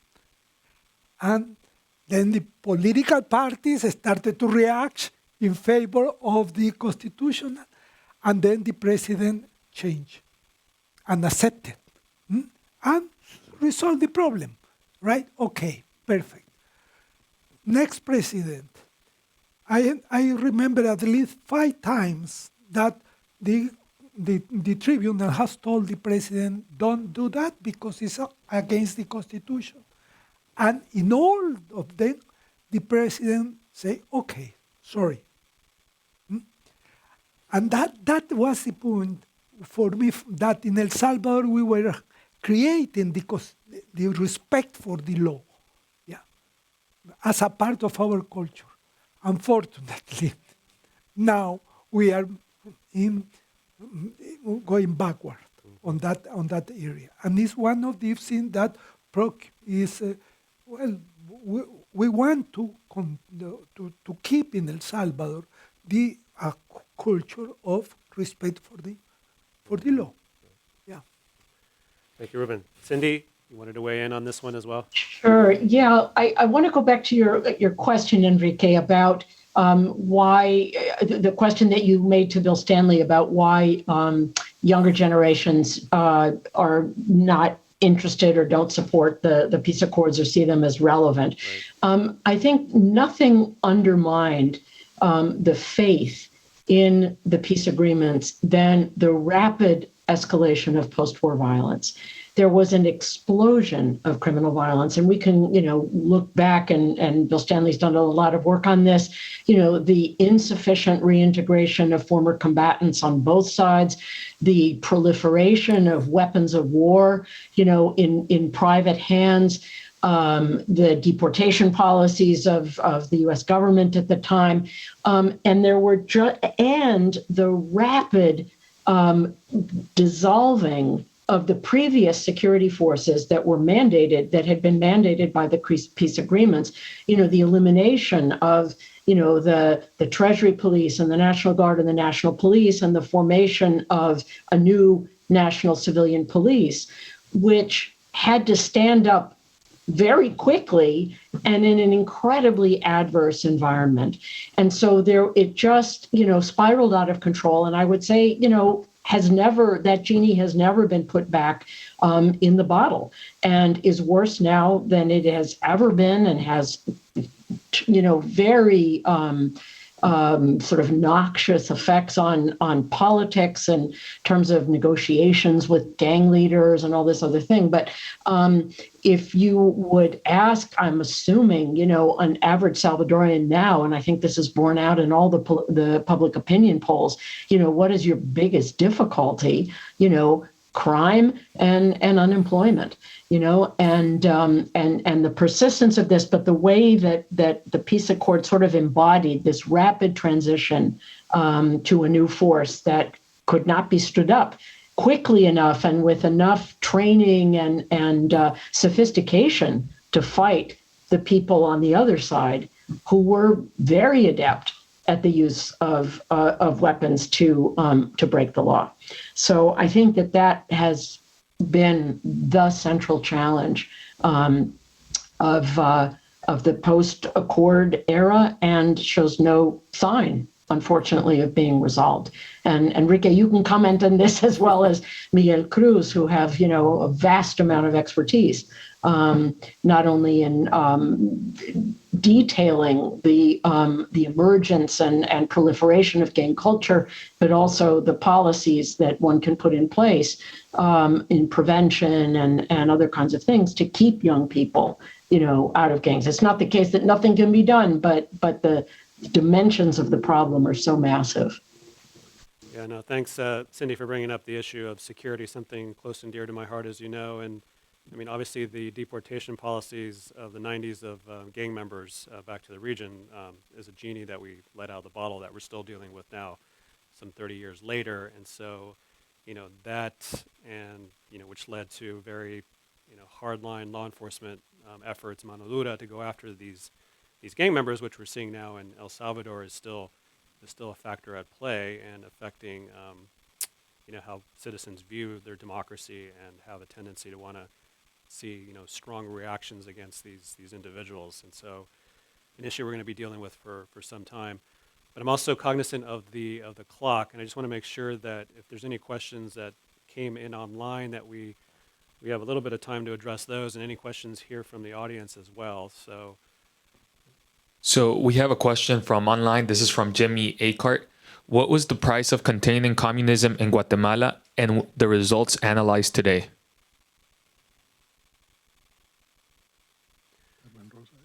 Did the panelists hear that? Carmen, Rosa, did you hear that question? Sí, Lavi, gracias. Bueno, yo pienso que no es necesariamente la lucha contra el comunismo, ¿verdad? O sea, yo pienso lo que realmente estábamos, y como aquí se describió ampliamente al principio, era realmente estar en una guerra ideológica que no correspondía a la población en los países.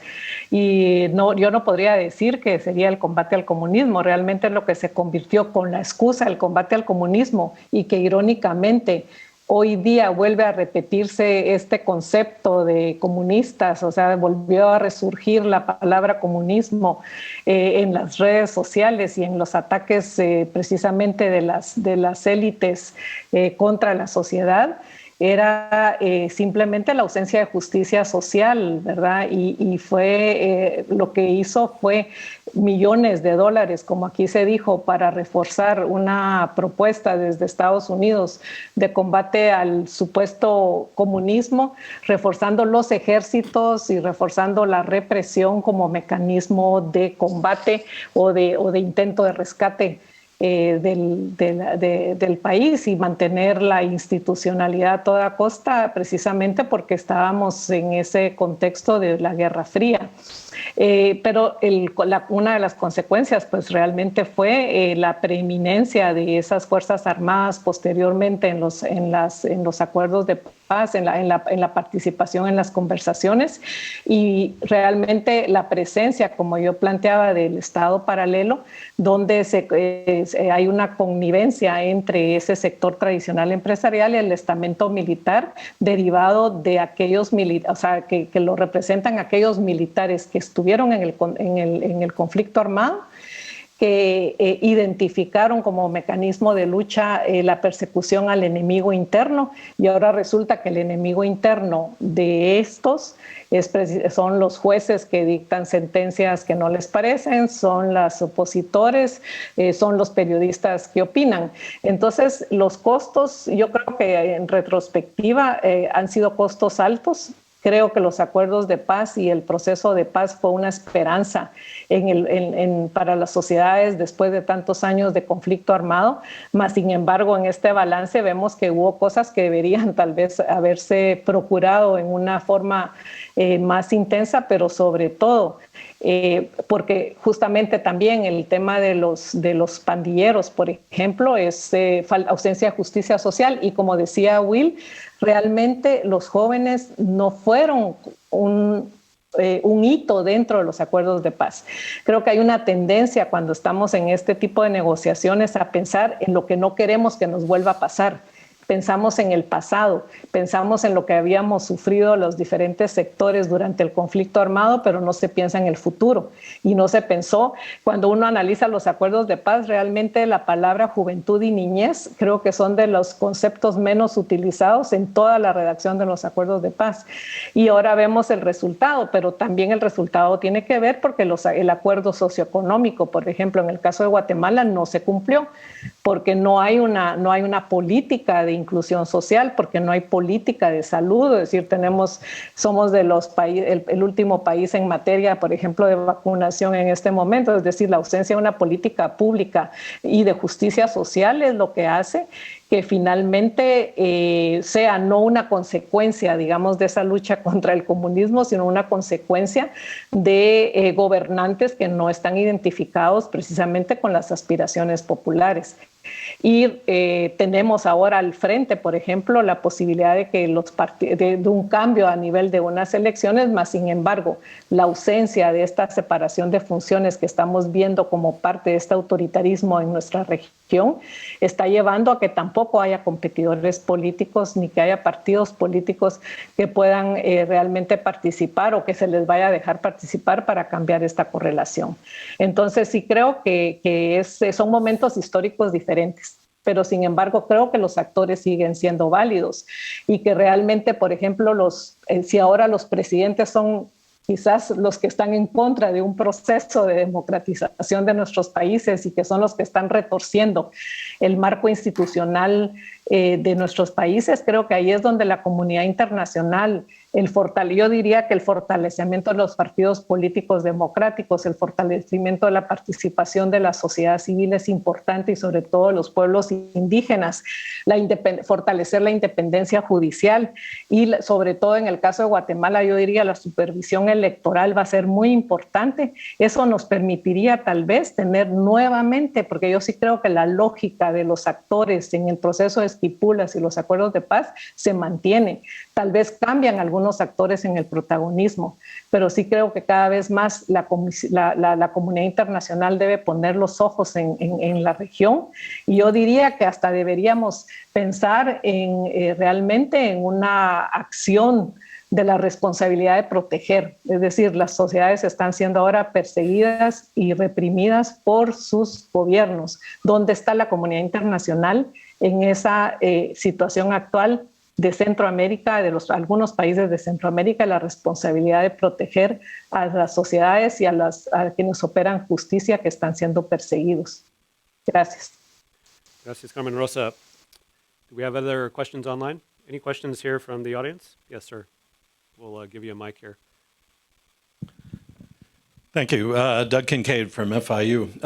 This has been a really rich discussion, and I've really benefited a lot from revisiting a lot of things that we've thought about for a long time here at FIU and in a larger community of people working on Central America. But I'm curious as to perhaps raising an economic dimension to what was going on at this point. I've always thought that one of the singular misfortunes of Central America was that the peace processes came to fruition just as neoliberal economic orthodoxy was reaching its zenith in the 1990s, which I think had a major negative impact on the ability of public institutions to invest in the kind of things that you would want to do for an economic recovery after years of war and conflict. So I'm wondering if any of the panel have any observations about the economic dimension that was accompanying the political processes that have been discussed so far. That's a great question. I also just want to, we have about 5 minutes. I know we're a little bit rushed here for the next panel, but please, panelists, who wants to jump in on that? I would like just to say very briefly, Doug, that it is true that governments and states were weakened by neoliberal policies in general, I think in Central America throughout that. But it is also true that from 1989 to 1998, even as Mitch drew close to the region, which destroyed many of the dreams we had, the amounts of money that were brought into Central America by international sources, not in investments, but in cooperation, in non-refundable cooperation, probably was so big, so large, that it actually neutralized most of those neoliberal impacts.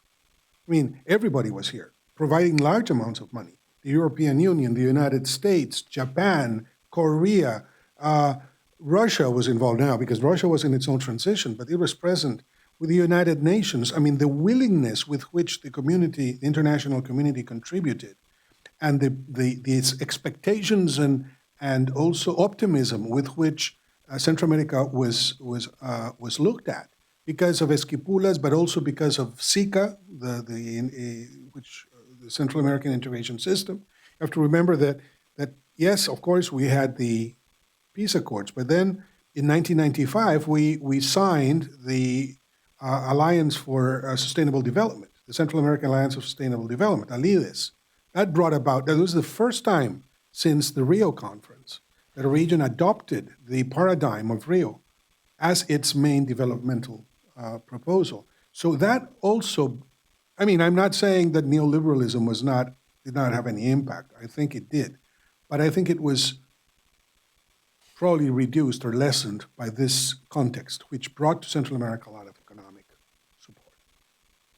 Thank you, President. Any other reactions to comments on that question? I would just add, this is Bill here, that, ironically, I think that neoliberal moment was part of what gave Arena some enthusiasm for ending the war, because I think they saw a sort of economic opportunity that they could pursue if they could just get the war over. So, I agree with you. There was a writing, I'm forgetting the name, that characterized different parts of the UN system as two doctors working on opposite sides of a patient with a curtain in between and not realizing what they were doing. With the peace accords and the mission, UNUSA promoting various measures to reduce inequalities and solve problems in the society at the same time that other parts of the UN system, the financial side, were pushing for austerity measures. So I do think that was a factor partially offset by the generosity of aid programs that President Solís described. Thank you, William. So that brings us to the end of this panel. So I want to thank our panelists for a great and lively discussion. I personally have learned a lot today, and hopefully you have as well, those of you online. And so now we'll turn it over to the next discussion and to Jose Miguel. So thank you very much to all the panelists. Thank you, Enrique. Thank you, Enrique, and thank you to all the panelists for this great and rich discussion. Let me invite the participants of the next panel to come to the front. Matt Steinhelfer and Ana Maria Dardon. Where we do this transition, for those of you online, let me just explain that we're moving to the second panel of today, which is lessons for the current future. We're going to have the participation of Bernardo Arevalo de León, Congressman of the Congress of the Republic of Guatemala, Terry Carroll, Gilbert Professor of Latin American Studies and Professor of Political Science at Stanford University, Ana Maria Mendez Dardon, Director for Central America at WOLA, and yours truly. This panel will focus more on, the present day, what we are, how we use the peace accords to understand what is happening and to what extent those lessons can be applied to the authoritarian sort of drift that characterize Central America at this point. While our panelists get ready for the transmission, let me just introduce you to the moderator of this panel, Matthew Steinhelfer, which is the Department of State Bureau of Conflict and Stabilization Operation Deputy Assistant Secretary, a member of the Senior Executive Service. He leads the Bureau's effort to participate, prevent, and respond to conflict and instability in the Western Hemisphere, Europe, the Middle East, North Africa. He also oversees CSO's Office of Advanced Analytics. He joined CSOs from the Bureau of Near Eastern Affairs. In the Bureau of Near Eastern Affairs, he led a team of democracy, governance, economic and security sector subject matter expert responsible for the thematic analysis and coordination for over $8.3 billion in annual U.S. foreign assistance. His prior assignments include Chief of Staff to the U.S. Special Representative for Afghanistan and Pakistan, Political Military Affairs Unit Chief at the U.S. Embassy in Kabul, International Narcotics and Law Enforcement Affairs and Central America Coordinator, and Democracy, Human Rights, and Labor Program Officer for Southeast and East Asia and Iraq. Matthew, thank you for moderating this panel, and I'll pass you the mic.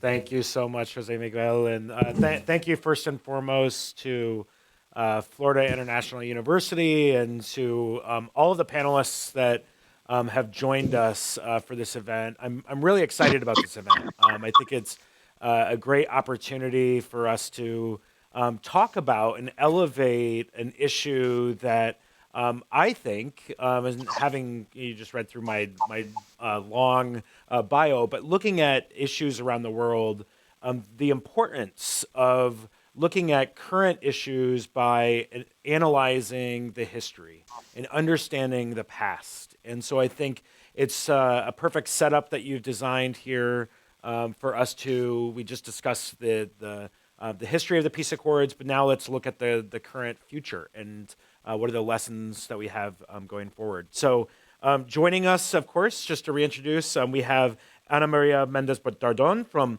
the Central America Director for WOLA, the Washington Office on Latin America.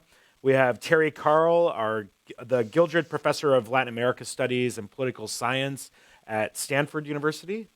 We have Bernardo Arevalo de León, the Congressional Representative from the Republic of Guatemala. And of course, our famous Jose Miguel from FIU's Latin America Center and Caribbean Center. So why don't we get started? Ana Maria, first question for you. We talked a little bit earlier about the importance of the peace accords in Central America. And what we've seen elsewhere in the world is that peace accord implementation is probably more important, if not just as important, as what's actually in the texts of the accords. So naturally, progress is not always linear.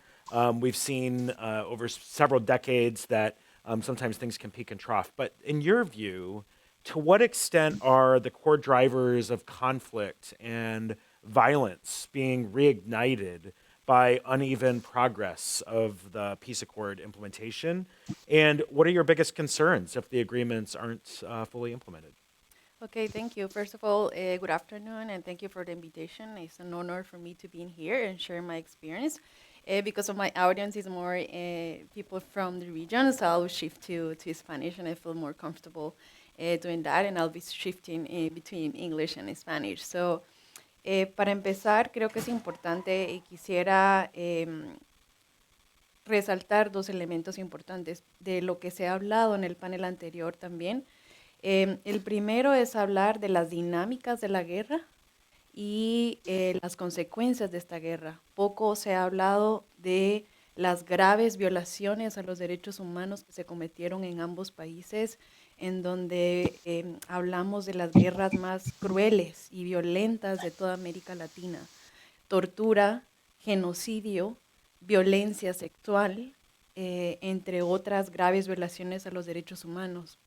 Entonces, el contexto actual que nos dice, primero creo que hay que partir, como se mencionó en el panel anterior, qué modelo de paz se construyó, cuál fue esa agenda de paz que se construyó.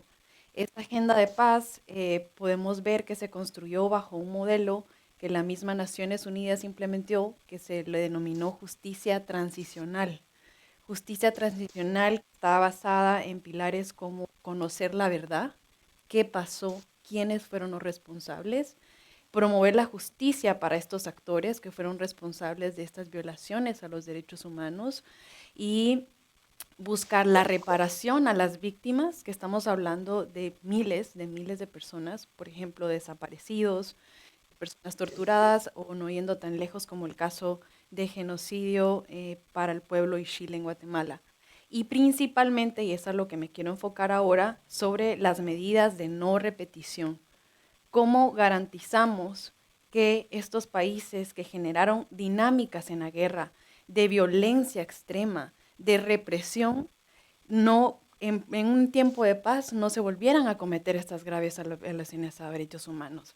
Entonces, tanto el contexto de El Salvador como el de Guatemala nos reflejan que el proceso de paz, no tanto el proceso en sí, porque aquí se habló mucho de la negociación y de tal, pero yo diría la agenda y el modelo de paz fracasó en cierta medida porque muchos de los actores que estuvieron involucrados detuvieron una agenda. Entonces, me preguntas cuál es mi mayor preocupación y yo diría que es justamente cómo, por ejemplo, en el caso guatemalteco, los actores, las élites que estuvieron involucradas, que pasaron a ser de élites burocráticas conformadas por grupos militares y por las élites económicas, se transformaron a lo que el mismo gobierno de Estados Unidos ha hablado de élites depredadoras. Un ejemplo es, por ejemplo, la Agenda de Paz en Guatemala promovió la necesidad de una reforma constitucional que atendiera aspectos esenciales como la reforma al sistema de justicia y la reforma al sistema político electoral. ¿Quiénes bloquearon esta agenda? Es la pregunta, y sabemos quiénes la bloquearon. El sector económico, por ejemplo, ni siquiera quiso participar en esta gran asamblea nacional que promovieron todo el proceso de paz en Guatemala. Entonces, esa es mi gran preocupación, de cómo al hablar de actores, estos mismos actores que tuvieron un rol predominante siguen teniendo poder, siguen estando bloqueando una agenda democrática hacia la justicia. Solo un dato, se ha presentado en estos días en el Congreso de la República de Guatemala, una vez más, una ley de amnistía. ¿Por qué? Porque existen casos que han avanzado, como el caso del diario militar, en donde se juzgan a altas esferas del poder militar y cuyos actores siguen teniendo un rol protagónico en la arena política del país. Ese es solo un ejemplo frente a todo esta ola de retroceso autoritario que hemos tenido o que hemos sido testigos tanto en el caso de El Salvador como en Guatemala. Very, very, very insightful. So thank you so much for that. And an entry point into this conversation, especially related to the human rights, many other issues. You know, Terry, I want to turn to you next. You know, scholars in particular often look at the need for a peace dividend or tangible benefits from peace accords in order for societies to continue to support them. And, you know, from your view or your perspective, you know, what peace dividends were produced by the accords in Central America? And are there any that continue to benefit daily life today? Matthew, you have, this is working. Looks like we're getting a little audio feedback. Yeah, a lot of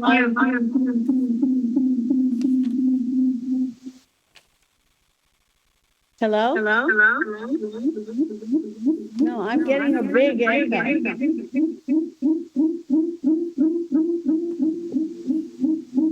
Turn down the volume. Wait a second. Well, Terry, why don't we come back to you while our team... Wait, 1 second. How about this? Is that better?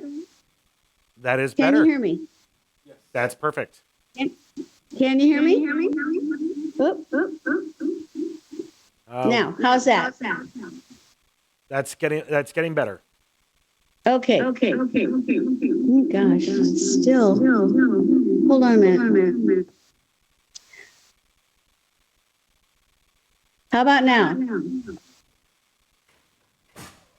Can you hear me? We can hear you, yes.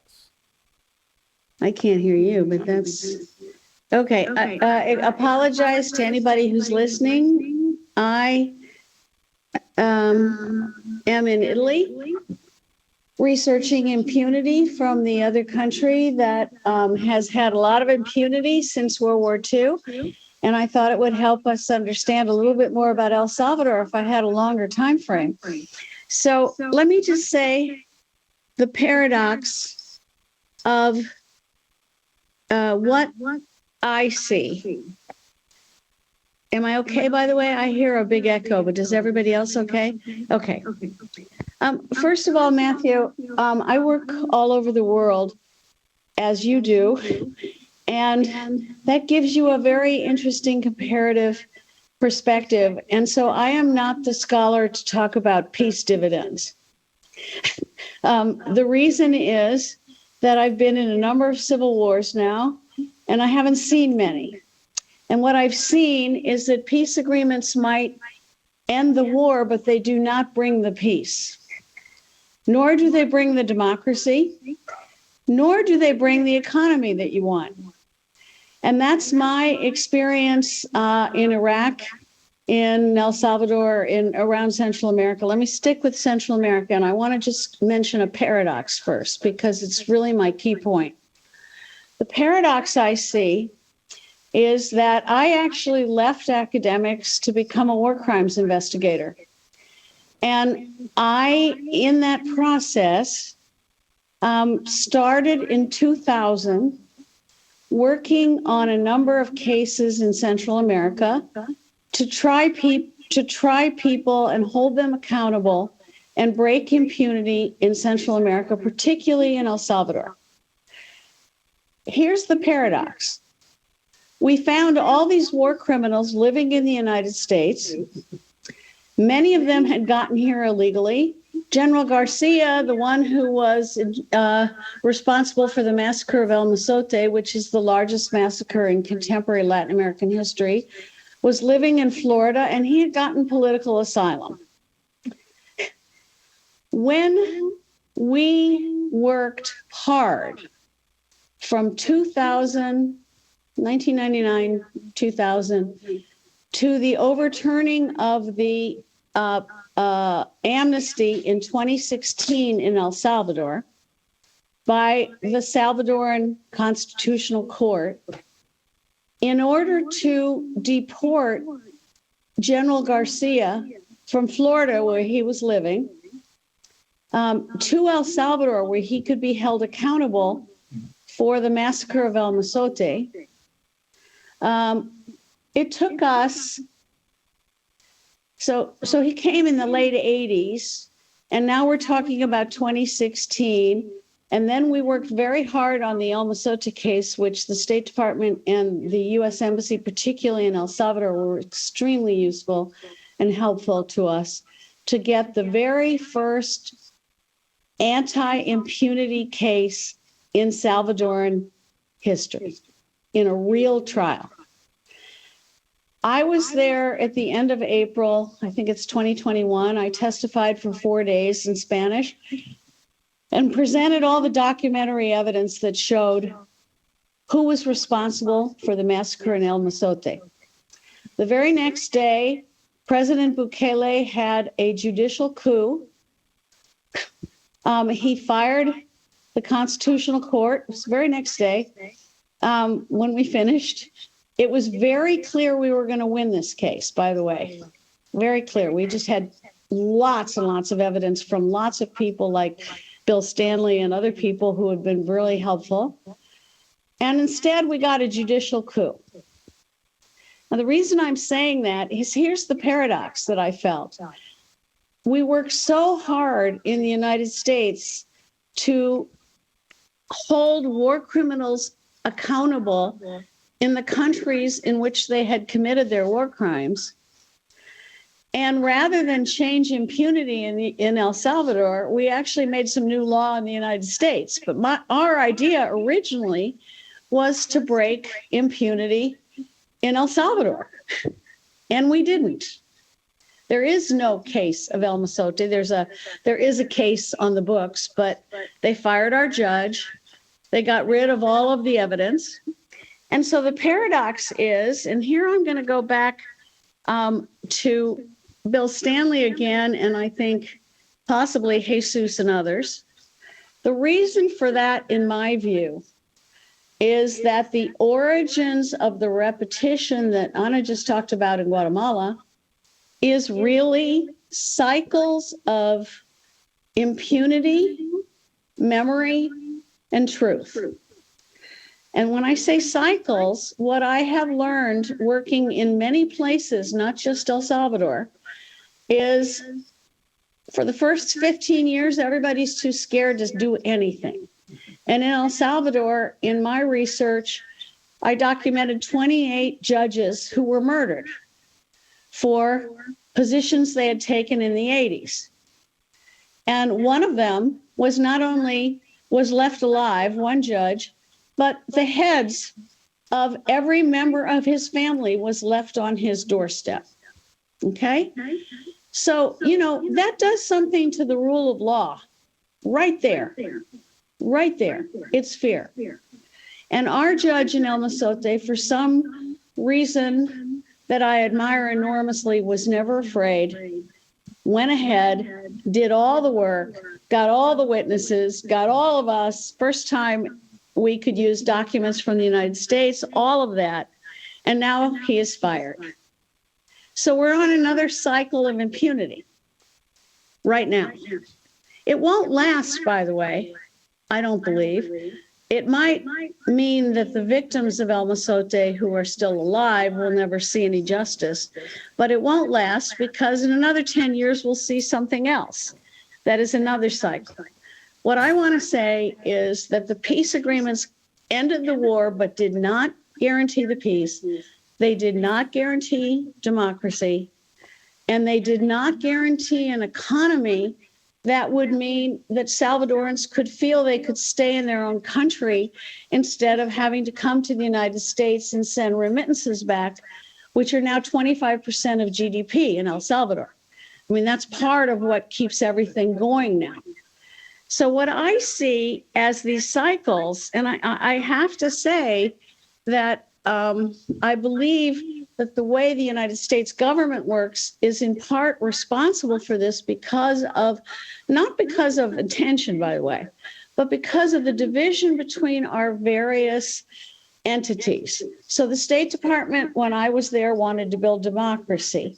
The U.S. wanted to keep Christianity. Now, let's be very clear. One of the reasons they wanted to keep Christianity is they thought he could bring the peace. They also thought he would be in favor of neoliberal. Someone said this earlier, and I think it's very important to understand. He would be in favor of neoliberal policies. But in doing that, whomever decided that Christianity was our key ally already knew, and I can prove this, by the way, already knew that President Christiani was involved in the murder of the Jesuits.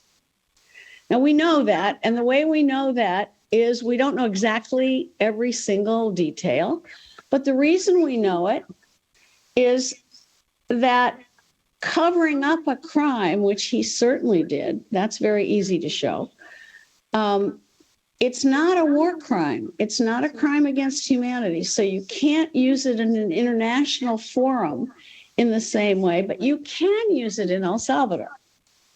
And President Christiani was involved in that. We know that. And so when Bukele says the peace agreements were a farce, I do not agree with that, because they were made between corrupt actors. He actually has some facts on his side. And this is very important to recognize. You know, when you look at what happened in El Salvador from the peace agreements to the 4 arena presidents, every one of them has been charged, indicted, in jail, whatever, with illicit enrichment. Every single one of them. In the case of Christiani, the worry is more the deal that prevented any kind of accountability in his case on the Jesuits because of his relationship with what was once called the Tandona, the high command. So this is tricky stuff. And it's very tricky stuff. I want to say a couple of things and repeat them. One is, the ending wars does not mean bringing peace. Ending wars almost never, and think of Ukraine now, by the way, almost never result in democracies. Almost never. Not in the United States, not our civil war, not in El Salvador, not their civil war, not even really in Italy in a certain way, in their civil war. It's a little trickier, Italy. And so what I want to say is, there's a sequence that needs to be respected. And that sequence was underlined, I think it was by Bill Stanley. And that is the rule of law. But the rule in every country that has become a democracy, the sequence has been rule of law first, ending impunity first, and then thinking about the institutions that build party systems, electoral institutions, judiciaries, et cetera. Not judiciaries, excuse me. So I want to really underline that, because that sequence really, really, really matters. And if you make an agreement, which I do believe was an implicit agreement during the peace agreements in El Salvador, that nobody really had a really strong interest in ending impunity except those people who had lost family members. Nobody else did. The United States was turning, and this, somebody said this earlier, but it's really important. By the time Bush got in power, it was the Cold War, and he had been in El Salvador in 1983, and he said, I mean, I know what he said because, but he basically said, I'm not doing this when I'm president. We're getting out of here. So for the United States, it was an exit strategy. The peace agreement was an exit strategy. It wasn't necessarily a peace agreement in its overwhelming sense. Now, I'm not, again, I want to be very clear. I'm not criticizing or talking about the people who are absolutely involved in trying to make these things work. But there is a higher foreign policy. We all know that. And that is, get me out of here and get me to Berlin, which was what the foreign policy was at the time. There's also, as I said before, Christianity was crucial to getting the IMF involved, to getting the World Bank involved. And if you go back to the question that I think Doug Kincaid asked, which was about neoliberalism, you know, there was an incredible image that Álvaro de Soto, who was the negotiator of the peace agreements, and a colleague of his came up with. It's like doing surgery on a body, and you're doing two different surgeries simultaneously at the same time, and one of them is going to kill the other, and you're not exactly sure which one. And what he meant by that was, if you do neoliberal policies when you're supposed to be showing the peace dividend that Matthew asked about, you cannot do that. And here's what happened in El Salvador. There were 4 years of money coming in from 1992 to 1996. And in 1996, the economy completely collapsed. In 1996, when I was there, all I saw were the people that we were supposed to have impunity about. I mean, we were supposed to do something about the former death squads, the former guerrillas. I saw all these bands of people roaming around El Salvador doing trafficking women, trafficking children, trafficking drugs, trafficking arms, trafficking trucks. This was in 1996. And those groups, that's 4 years after the peace agreements. And those groups formed and continued and morphed and changed and fought and did this and did that, but they get us to where we are today. The reason for that, I think, is that nobody took impunity seriously, the breaking of impunity. As I said, the United States wanted to get out.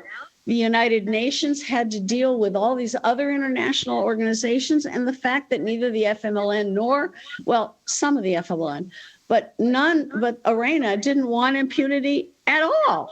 They weren't even interested in it. They wanted Christianity.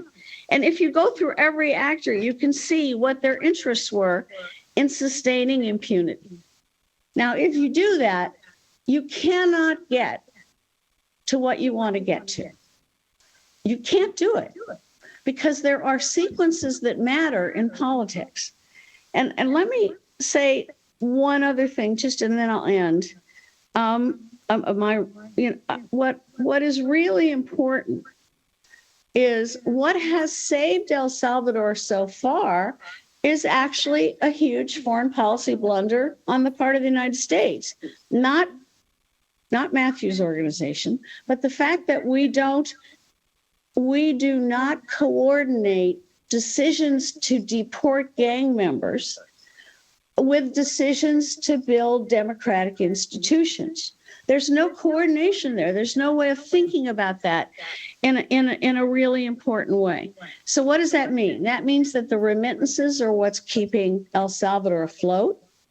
It means that because Bukele has done more than anyone else to use debt and Bitcoin and reliance on the dollar to be as fiscally irresponsible as possible, he can still paper over probably until 2023 is my guess, but I don't want to be held to that.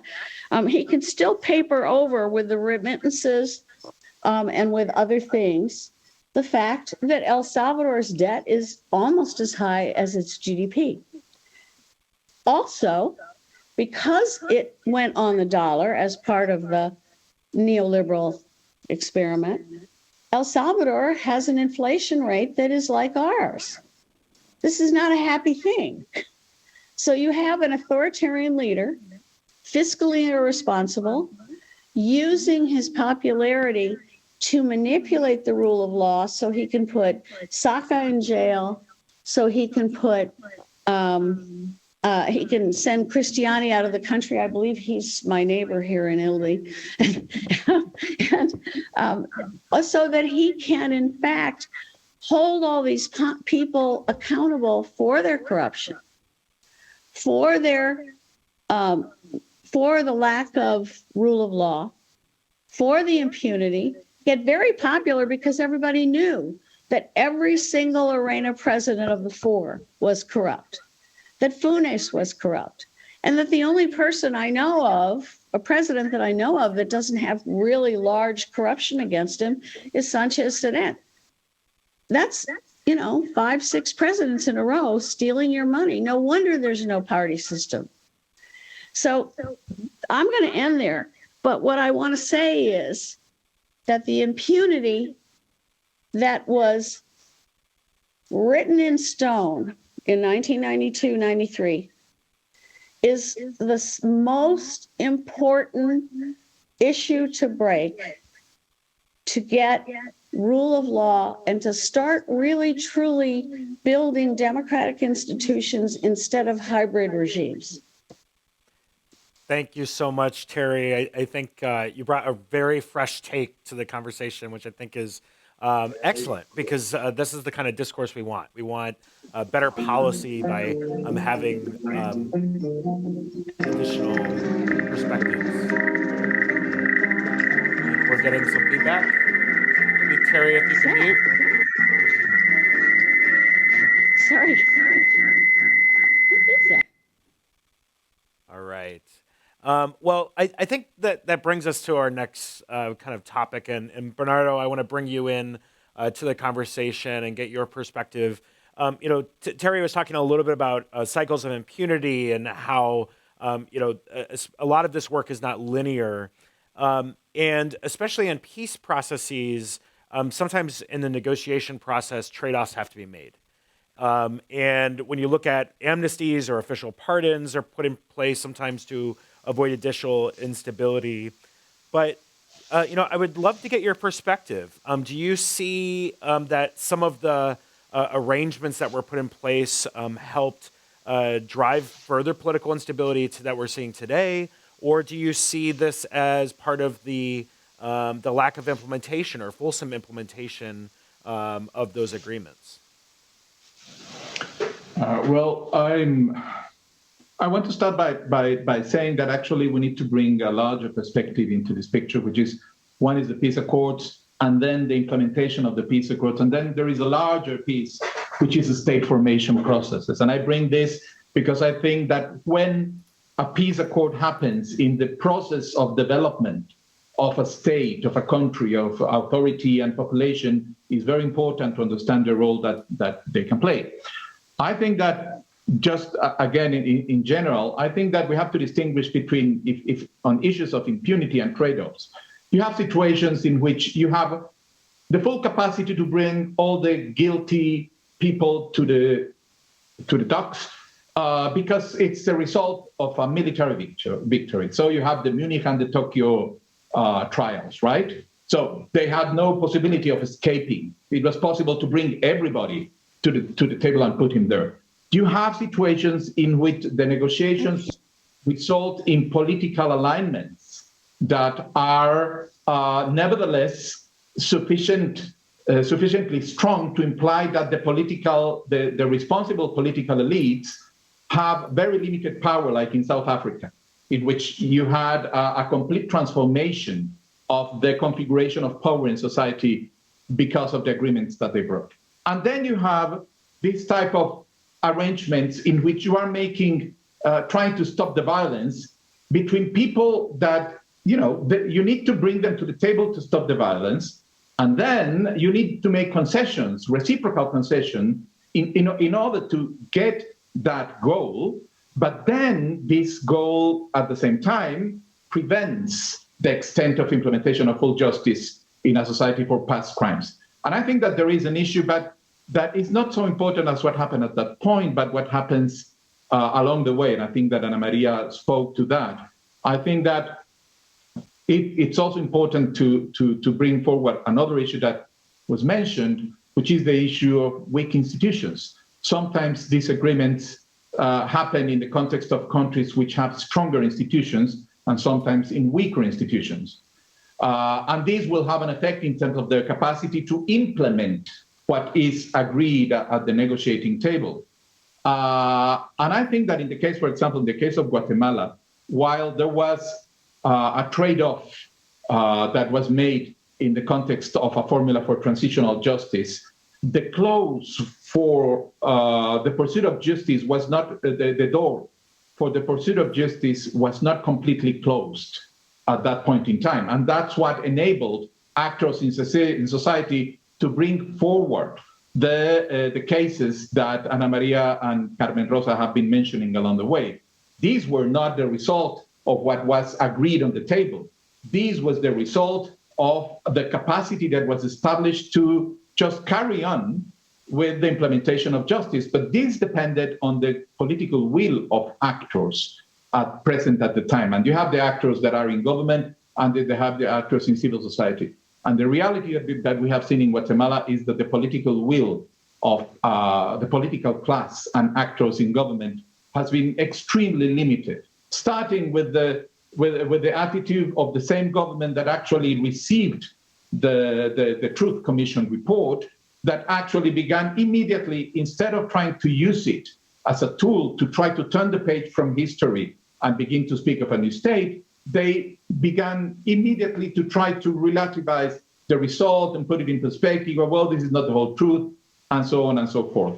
So we have had that lack of commitment of the political elites of the country to carry on forward with what was established at the peace accords, that was played together with the strength of some actors in civil society that were able to actually go through the doors that remained open and pursue these cases, until the point that we are now, in which we are seeing a complete blockage of this because of the reasons that have been mentioned. We have a cooptation of the state, a cooptation by political criminal gangs that are actually occupying the courts and political parties and so on and so forth, in an attempt to create a system, well, no, not in an attempt, creating a system quite successfully in which you can really control the capacity of the courts to pursue justice. And then you can use this to foster just normal,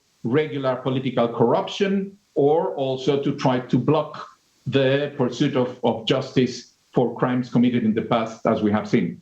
I think that transitional justice frameworks are necessary in every country where you have this type of unhappy situations in which you need to make concessions at the table. And the pillars were mentioning that you need some measure of justice, some measure of truth, some measure of reparation, and then guarantees of non-repetition, but that these need to be built according to the specific context of the state is critical. But the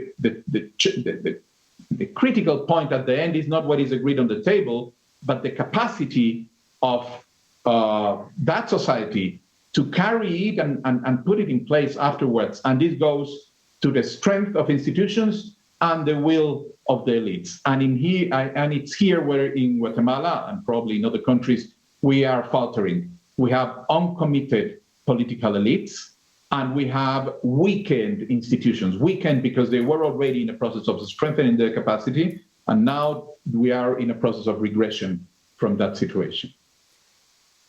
You know, Jose Miguel, I want to bring you into the conversation as well. And I think that perspective of institutions and institution building, the rule of law, and so forth. And then you also have an additional perspective on. Sorry, we're hearing some music in the room. And then you have additional aspect about the political elites. And then, of course, you have the population. So there's lots of expectation management. So as we look at today, what is the expectation management that, or how do we change the dynamic kind of going forward? And do you see opportunity in doing so? Yeah. So one of the things about here, somebody talked earlier about the importance of memory, right, and importance of expectations associated with memory. And one of the things that, as I was thinking about this panel and what the PISA course represented at that point, based on those expectations, I was just bringing back those memories and how what it meant to live under authoritarian rule, what it meant to live on the war, right? And I have to make a confession here. I grew up in El Salvador, and when the war started, I was 14, and when the war ended, I was 26, right? So I spent my whole sort of teenage years in this process. And I was trying to remember, so what was the mood then? And I remember very well that, the fact that you could not say anything, what you thought about that, freely, was a big issue, right? The fact that anyone can tell you or anyone can get you in prison or killed just because you seem like you were either a communist or were a member of the conservative party at that moment, you could be killed. And I just was going through these memories of my family at that moment and the terror of my family during those, especially before the war broke.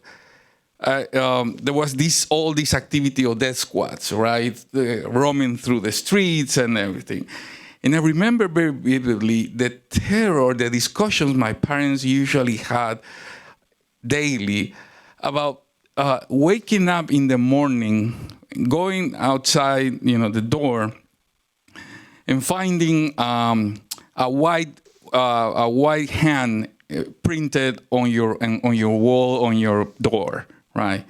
And that was sort of the signal of a death squad called at that point the Mano Blanca, the white hand, that signaled that your home was going to be targeted, right? Anyone can just disappear or anything. And I remember those discussions of my parents, right? Sort of expecting not to see that white hand printed on your wall, right? In the way, and it's so disappointment to see how has been happening in Nicaragua, for instance, when you see all these graffiti in front of people, people's house, plata o plomo, which is exactly the same thing that we lived in El Salvador, 40 years ago. So what I'm trying to say is that at that moment, the possibility of having a political system or a society or a situation in which no matter what you thought, no matter what you said publicly, no matter what you looked like at that moment, because remember, El Salvador was coming from these, for 50 years ago, before that, of this big massacre, La Matanza, all these, when the Salvadoran state killed thousands and thousands of indigenous people just because they thought they were communists, right? And that sort of got really, really fixed on the memory of the people, right? So at that moment, the possibility of having a political system, a society in which you could, basically be safe despite how you will think, that was a big achievement, right? When the peace accords were signed, this is another memory, and sorry because I'm using a lot of personal things here, but I think that illustrates sort of the process. I remember very well when the peace accords were signed, or were with the TV channels basically reported about the signature of the peace accord, or the final agreement on December 31st of 1991, right? Where was the last moment for Javier Pérez de Cuellar, who was then the Secretary General, just working with both delegations to get the peace agreement. And I remember very well when that was announced in the TV publicly in El Salvador. So the reporter was crying live, right? And then we will have the New Year just in.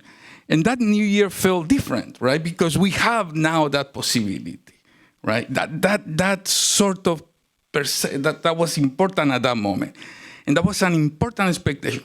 Now, when we look at in hindsight, well, we think, oh yeah, maybe we had too much expectations about that. Yeah, but we're looking right now when we had sort of 30 years in which you won't be killed because of your political thoughts, right? But at that moment, in that particular moment, that was important. So what it means today, it means that, that in some way we need to bring back this spirit in which the state, the institutions won't go after you just because of you disagree on some key issues, right? And I think that's sort of one of the big, not only challenges, but risks today, that we're sliding into that, part of the history in which we are, allowing us to,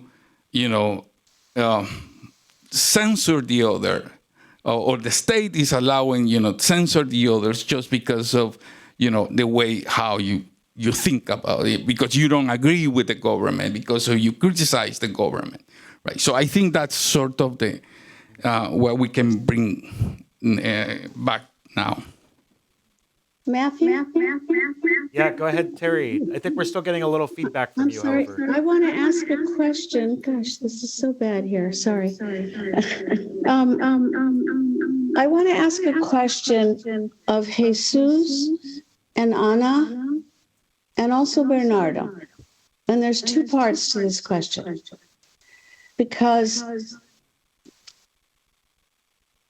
my sense of one of the differences between Guatemala and El Salvador is that Guatemala had a much greater civil society, a much greater indigenous identity, a legal right to genocide that you couldn't do in El Salvador for a lot of reasons. And it was a much more prolonged war, in the sense that if you can start at 54 and keep going forward if you want to. Whereas El Salvador was this incredibly intense decade in which civil society was just destroyed. The real issue in El Salvador was that the military didn't want to fight the FMLN. They never wanted to fight the FMLN. They wanted to fight civilians. And so they destroyed, the level of civil society weakness in El Salvador is much greater. I would like a comment on that. And the second thing I would like a comment on from those of you who are either natives or know more is that that there is a considerable difference between the institutionalizations that you see in Guatemala of different institutions that have fought for rule of law, that have really tried to have trials. The trials are different, the witnesses are different, the civil society is different. If I compare the two, Guatemala is better, let me put it that way. And I actually think that that has a lot to do with the intensity of removing a generation of civil society organizations in the Salvador case and not quite being able to do that in the same way in Guatemala. Now, I'm not talking about comparative repression because I know both of these places are terrible. But what I'm saying is the time frame, the intensity, does that tell us something about peace agreements that is different between the two? And I wonder if you all could comment on that.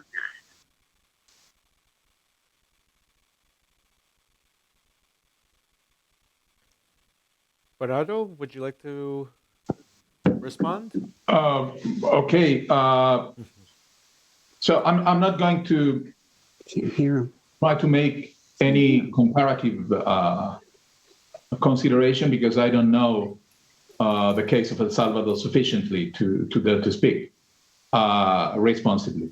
But in the case of Guatemala, I would say that one of the issues that took place during the peace process, and this is linked to what Carmen Rosa was mentioning about the importance of the participation of civil society through this parallel table, is that actually you were able to create some sort of social coalition around the peace agreements that provided some sort of important support to bring this forward. Actually, we know, for example, that the private sector was against several issues in them, but other sectors in society were supportive. And at the end of the day, this combination of political actors and this platform of a coalition provided sufficient political support for the whole process to come forward and then to start implementation. This included all the different aspects of the agreement. But there was also a very clear, so this coalition was able to continue implementing because what there was already in the road to the peace accords was the recognition that the country needed a way out of the cycle of violence.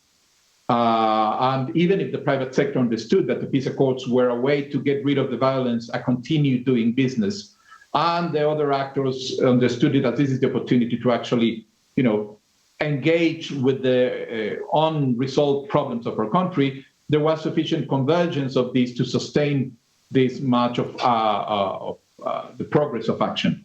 The problem starts when these interests begin to fizzle out along the way. And then you have actors that begin to lose interest in implementation of the peace accords or implementation of justice. And then getting to the point, as Carmen has mentioned, in Otto Pérez Molina's government, in which there's actually a backlash and a regression. So there is no longer a situation in which, if you said that we had a weak implementation because the level of commitment was sufficient, of the actors was sufficient to push things forward, but not really put the machinery of the state to work for implementation, this fizzled out and enabled the regression of actors that were on the woodwork and waiting for the moment to return. So that is, I don't know if this answers a bit your question, Terry. That's very helpful. Ana Maria? No? Okay. Bernardo, one thing I want to pull a thread that you were just discussing was mobilization of actors. And I would love anyone's thoughts on this as well. But do you see opportunity at this point for renewed mobilization around some of these topics that we've been discussing today? And if so, how do we go about doing that? How do we engage in that mobilization and try to achieve a little bit more progress in the years to come? You're asking me? Sure, if you have any thoughts, yeah. You're asking the politician. I need to be considering how to do that. If I actually want to, well, I have to remind everybody that I became a politician very late in life. Actually, this is my first attempt to go into any kind of party politics at all. And it was a bit because of the frustration with the way in which things were going in terms of actually having put so much societal and political effort in the peace accords and watching how the whole process was becoming stalled and then reverting. So I think that there is simply not alternative.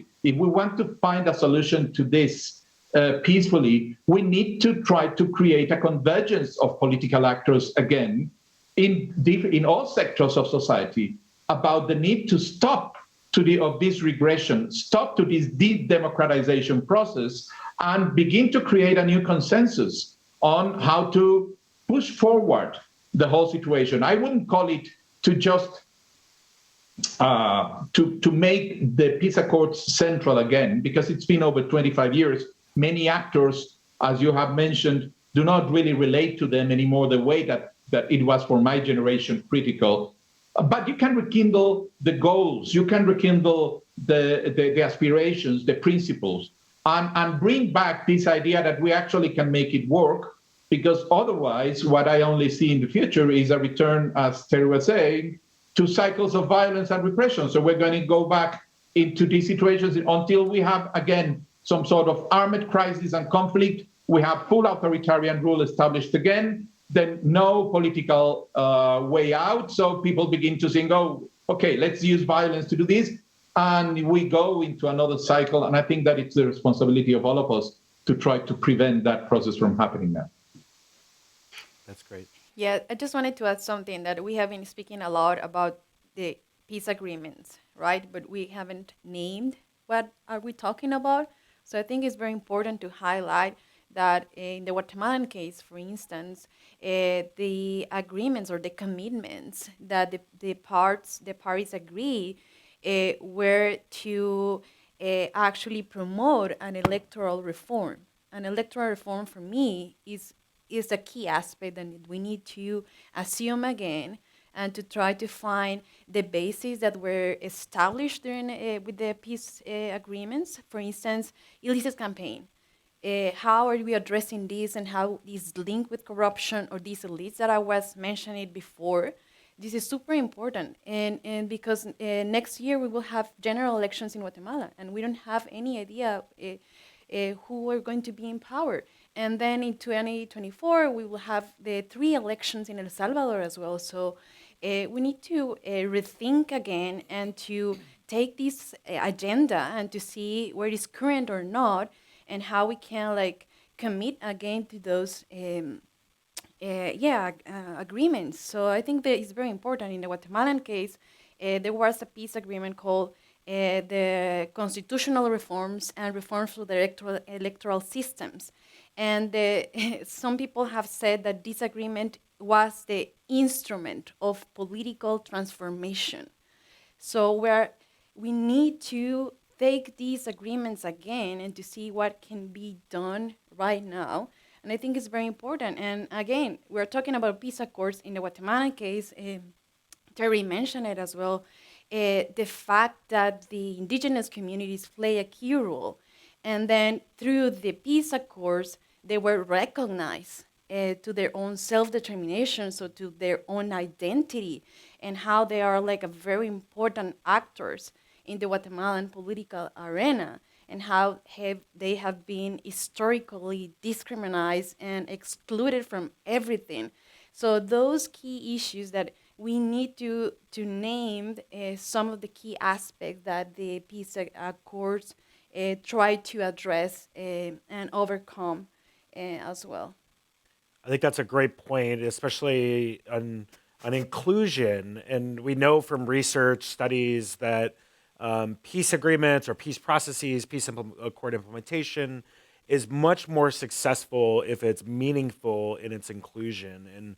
And I won't provide an assessment on the process in Central America, but I would love to hear a bit more. I don't know, Bernardo or Terry or Jose Miguel, if you have any thoughts on what more can we do to advance that sort of inclusion agenda or that inclusion approach, building off of what Ana Maria had just mentioned.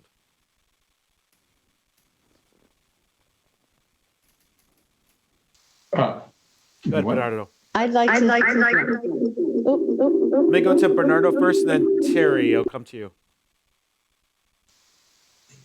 Okay.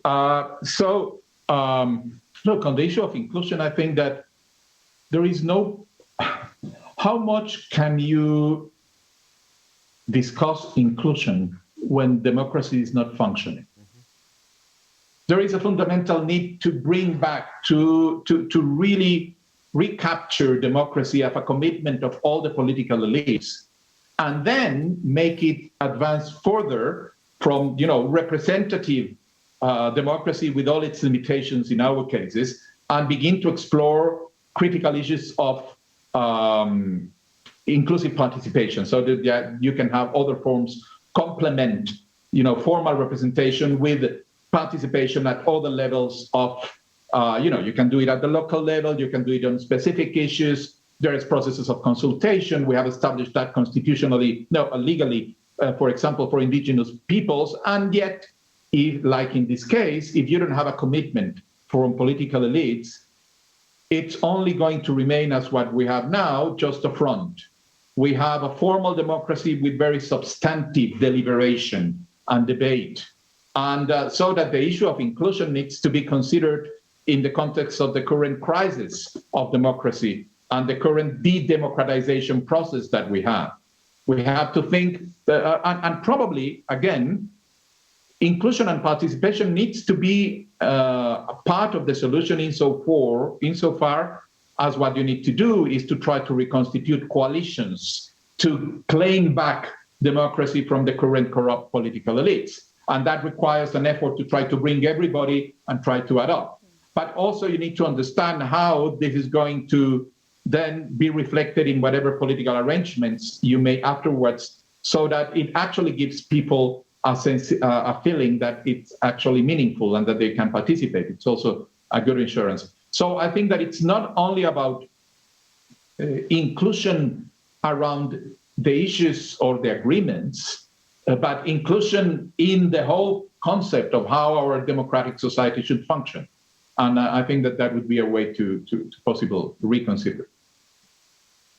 Very helpful, Bernardo. Terry, let me go to you.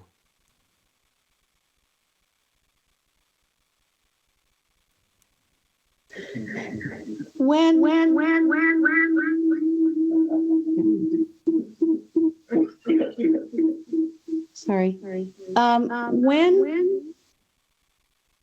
a country has a demographic like El Salvador, you're almost certain to have a ton of violence, especially if that demographic is young men between the ages of, say, 15 and 28.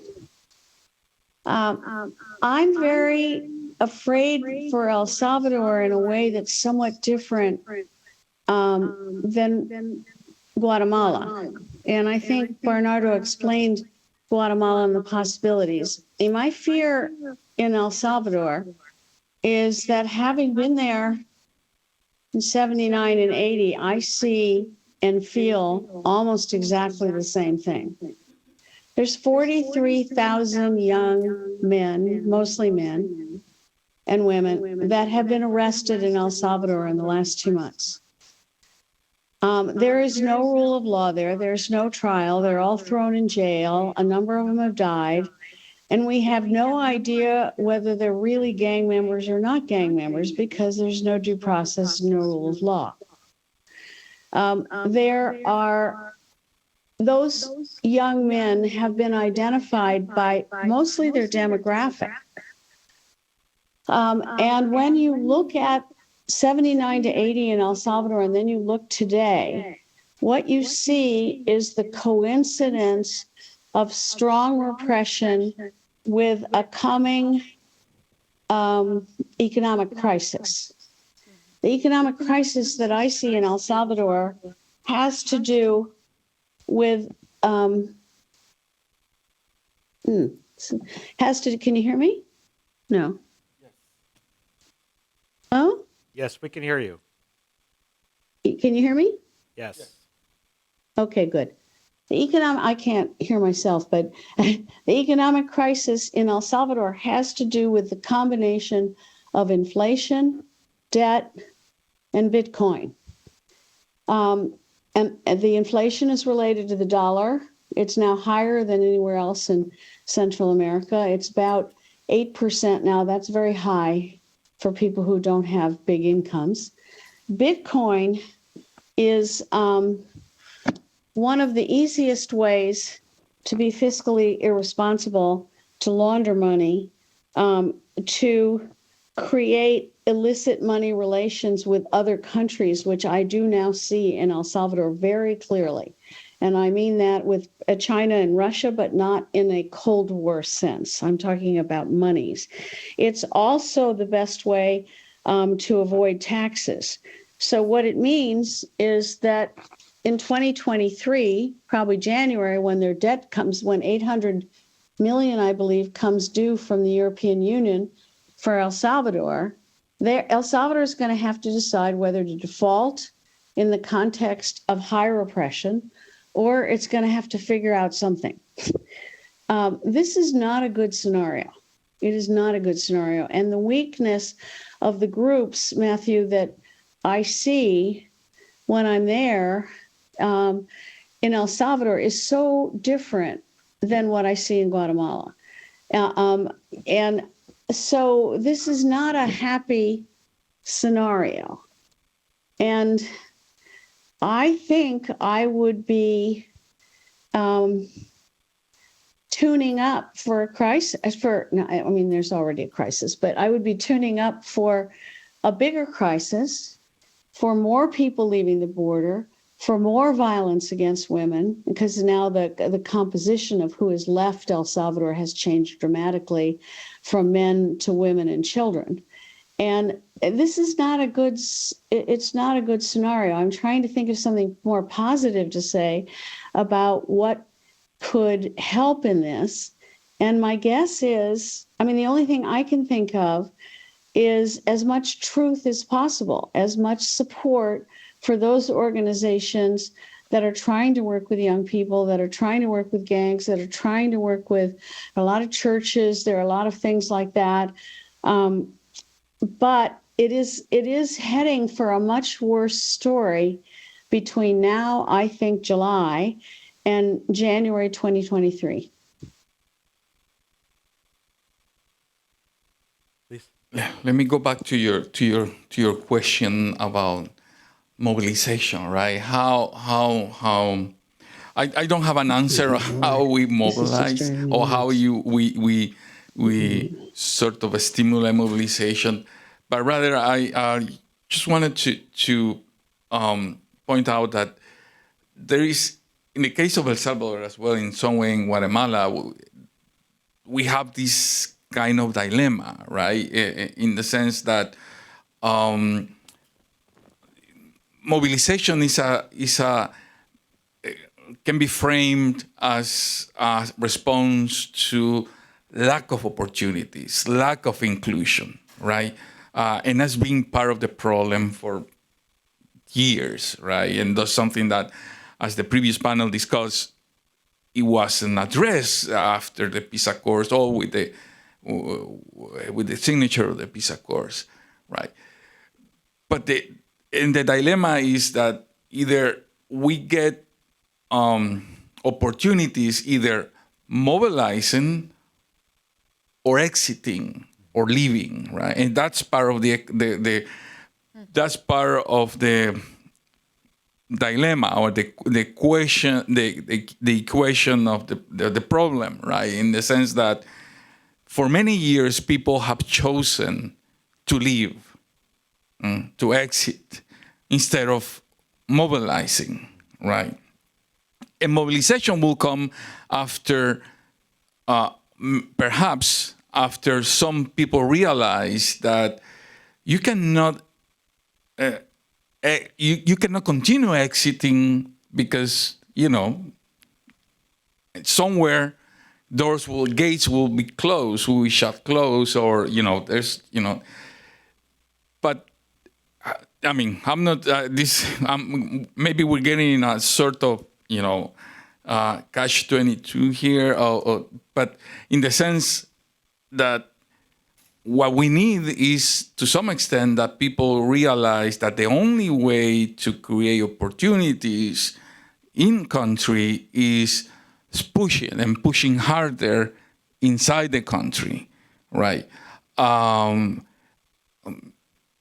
that's something that, unfortunately, to some extent, I mean, we don't have that, in part because what people think after, years and years of what has happened in Central America is that the best option is leave, right?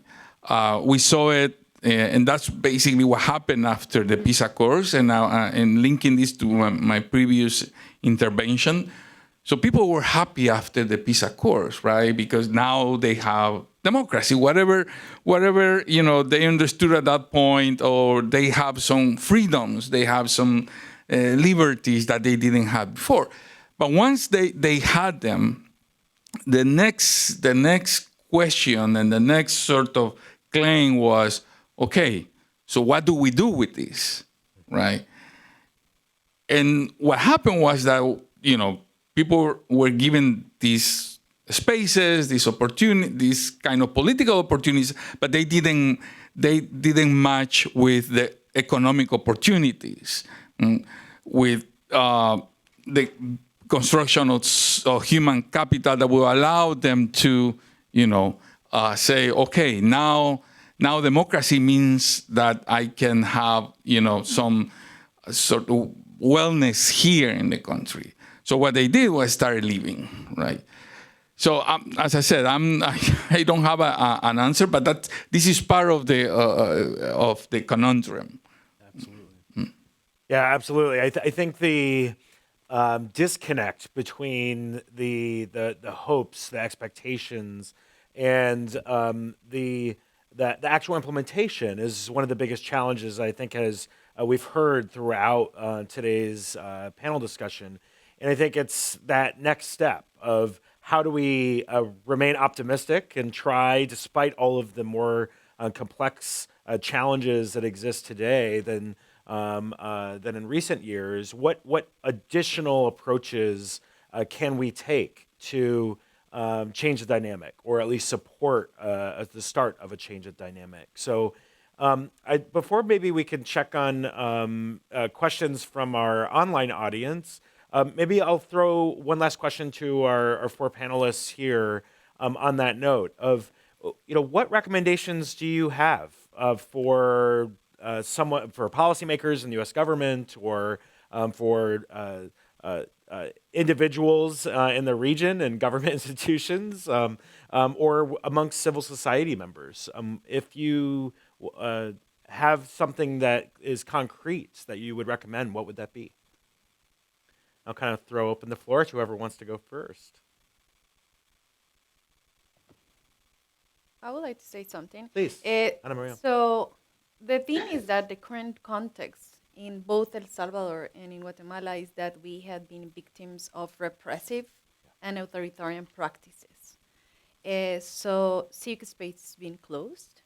People are criminalized, harassed, and put in prison. There's a lot of incarceration, even in El Salvador. In El Salvador, we have witnessed a state of exception with gross human rights violations against civil society and others.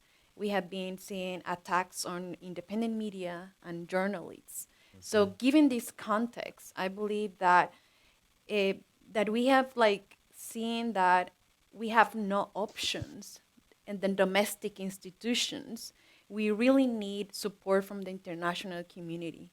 So right now, for policymakers, we believe that we need strong actions from both different mechanisms of protection of human rights, such as the Organization of American States, but also we need intervention from the United Nations.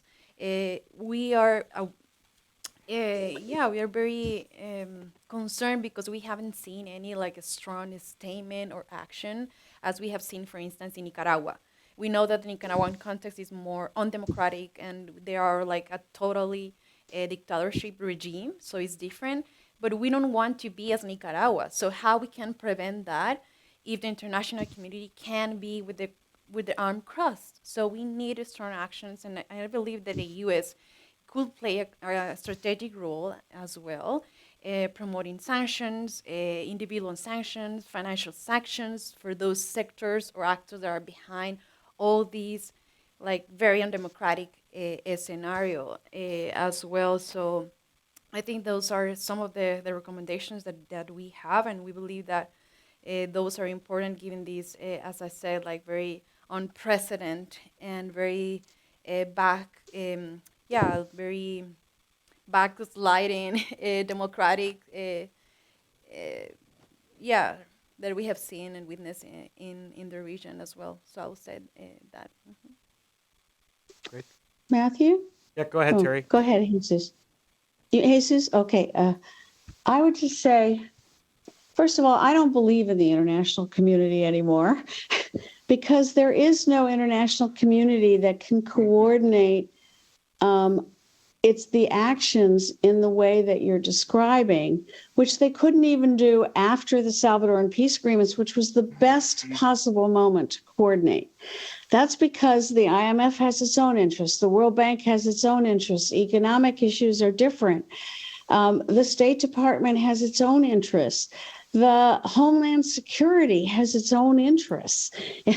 And the issue that Jesus raised, which I think is so very important, is the conundrum. Let me just talk about the United States and forget all those other international actors for a moment.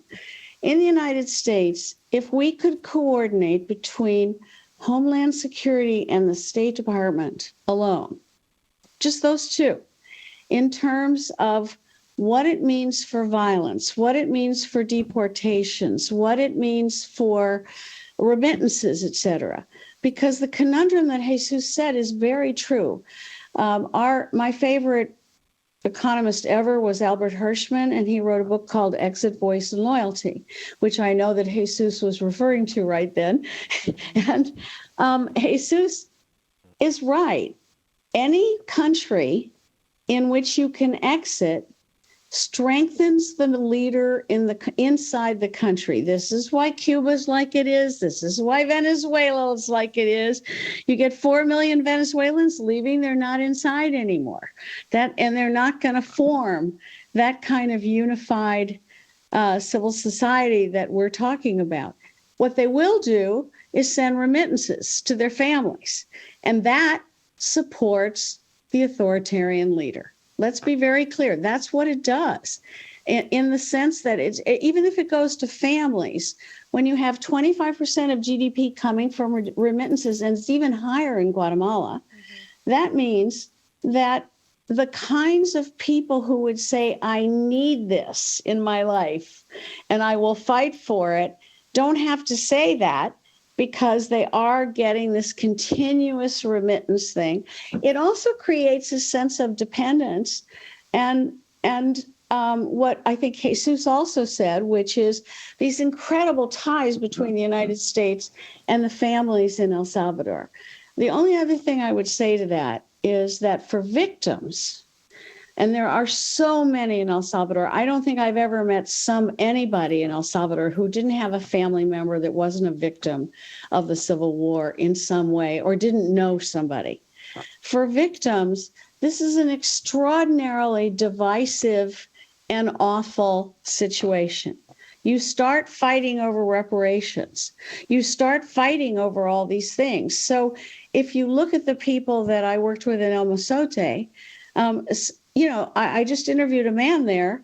He has 12 children. 11 of them live in the United States, and the other one lives in El Mozote and is, it can't work with anybody because there's so many divisions among the groups that stay behind and that have had no care.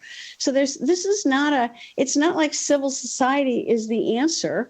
It's not like the international community is the answer. These are very tricky questions when you get inside them. And the first thing I would say, Matthew, because I really believe you could have something to say about this where the rest of us are just talking, and that is that you need a Central American group I know there is one. I know our vice president, et cetera, who's also was my attorney general. But what I think is there needs to be, if you even just took the United States and said, let's coordinate this a little better. And let's really understand this a little better. Let's see how the patterns have changed in migration. They've changed enormously from Central Americans. Let's see what that means in terms of remittances. Let's see what it means in terms of what supports authoritarian governments and and not. And let's really just even take our own 2 or 3 institutions that are the most important ones and start really having that conversation, which I don't think has really happened yet. I think it's happened in the abstract, but not in my experience. It has not happened in Washington in the way that I would like to see it, having worked in El Salvador from 80 on. And having thought about these issues of memory and continuity and cycles and I'd like to see just take one thing that we could do better. Jose Miguel? Yeah, I'm thinking, what can we do? What you guys can do, right? And thinking who's the main actor right now, and I'm thinking in something that President Solís brought in earlier today in one of our previous meetings. I don't want to say who said that, but mentioning resisting is winning, right? Who is resisting right now in Central America? Civil society is resisting right now in Central America. Sorry, Bernardo, but the political class at this point, we can expect very little at this point, right? The general, and I'm not putting you at that political class, but but we don't expect that as we might have expected in the past, right? We nor do we expect from the business sector right now, right? So those who are really pushing, are civil society, right? And I've been part of discussions with, some of these groups in Central America who are not only struggling against, a sort of authoritarian drift, authoritarian sort of attack, but also are struggling against this self-defeat in the sense that, if we look, with some kind of rationalities, it seems like very pessimistic at some point. And some people within this discussion will say, oh, so why are we doing this? And at the end, the governments are, these bad actors are controlling the judiciary, are controlling, all the security forces, and the response is, yeah, but we have to keep pushing for whatever is left in the institution for them to work, right? Fighting impunity, reporting, denouncing, pushing for, whatever is left from those states to do their job, right?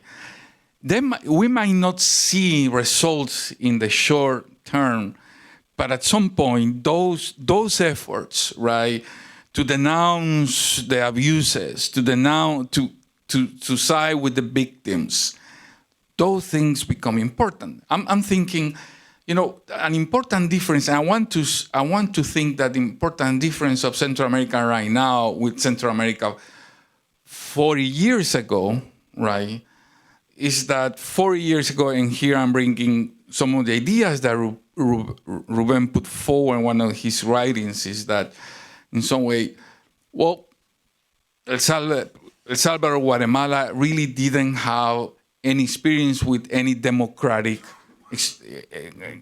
institutions. Now, even if flawed, even if, with a lot of limitations, El Salvador and Guatemala had some kind of experience, right? In the way that the Southern Cone had it, 40 years ago. And I think that the Chileans, even under dictatorship, the Chileans kept, the Catholic Church in Chile, some human rights organization in Chile, kept pushing hard for, protecting victims, denouncing, reporting. And I think that's sort of what, can we do now and what we can support now, those organizations, right? Yeah. Moving forward, I don't know. So that's some of the ideas. That's great. Bernardo? Yes. Matthew, can I go now? Please. Well, I think that just some basic ideas. Look, sustainable peace will always depend on the strength of the coalition of internal actors that can, of the coalition of internal actors. External actors can be critical in helping crystallization, support, strengthening, but they will not be the ones in which the whole thing will function, will depend. So the question is how to identify creative ways into which external actors can serve as catalyzers of this type of internal civil societal convergence around this issue. So that's number one. Second question, I would say, first of all, I think international actors, and you're asking about the United States. For me, it's very clear that the Guatemalan government is a rogue government. It's doing a corrupt cooptation of institutions of the state. I say it every day. I'm not saying it on this, and that it's very clearly that it's sacrificing fundamental principles of rule of law, of democracy, of justice, and that it's just condemning the country to a future of conflict if this trend continues. My question would be for any international actor, how much they are willing to coexist with a rogue actor, and then what they are willing to do in order to engage with them. So, and this is frankly a question. I'm not saying here, oh, come on and invade, etc. God forbid. So what I'm saying is that this is a very critical question in a context, and I think it was President Solís who mentioned it, in which, we have a very different international context as we had when the peace accords were taking place. The international arena is no longer the place of emerging consensus and hope for peace and democracy that we had at the end of the 20th century. We are back to a really complex world, the return of geopolitics, war and competition, even at the European scenario. And so that creates a very different set of incentives and relations for the local actors. So I think that is going to make it also very clearly, because what you have now is also the possibility of these type of actors to engage in unholy coalitions at the international level, something which was less possible at that point in time.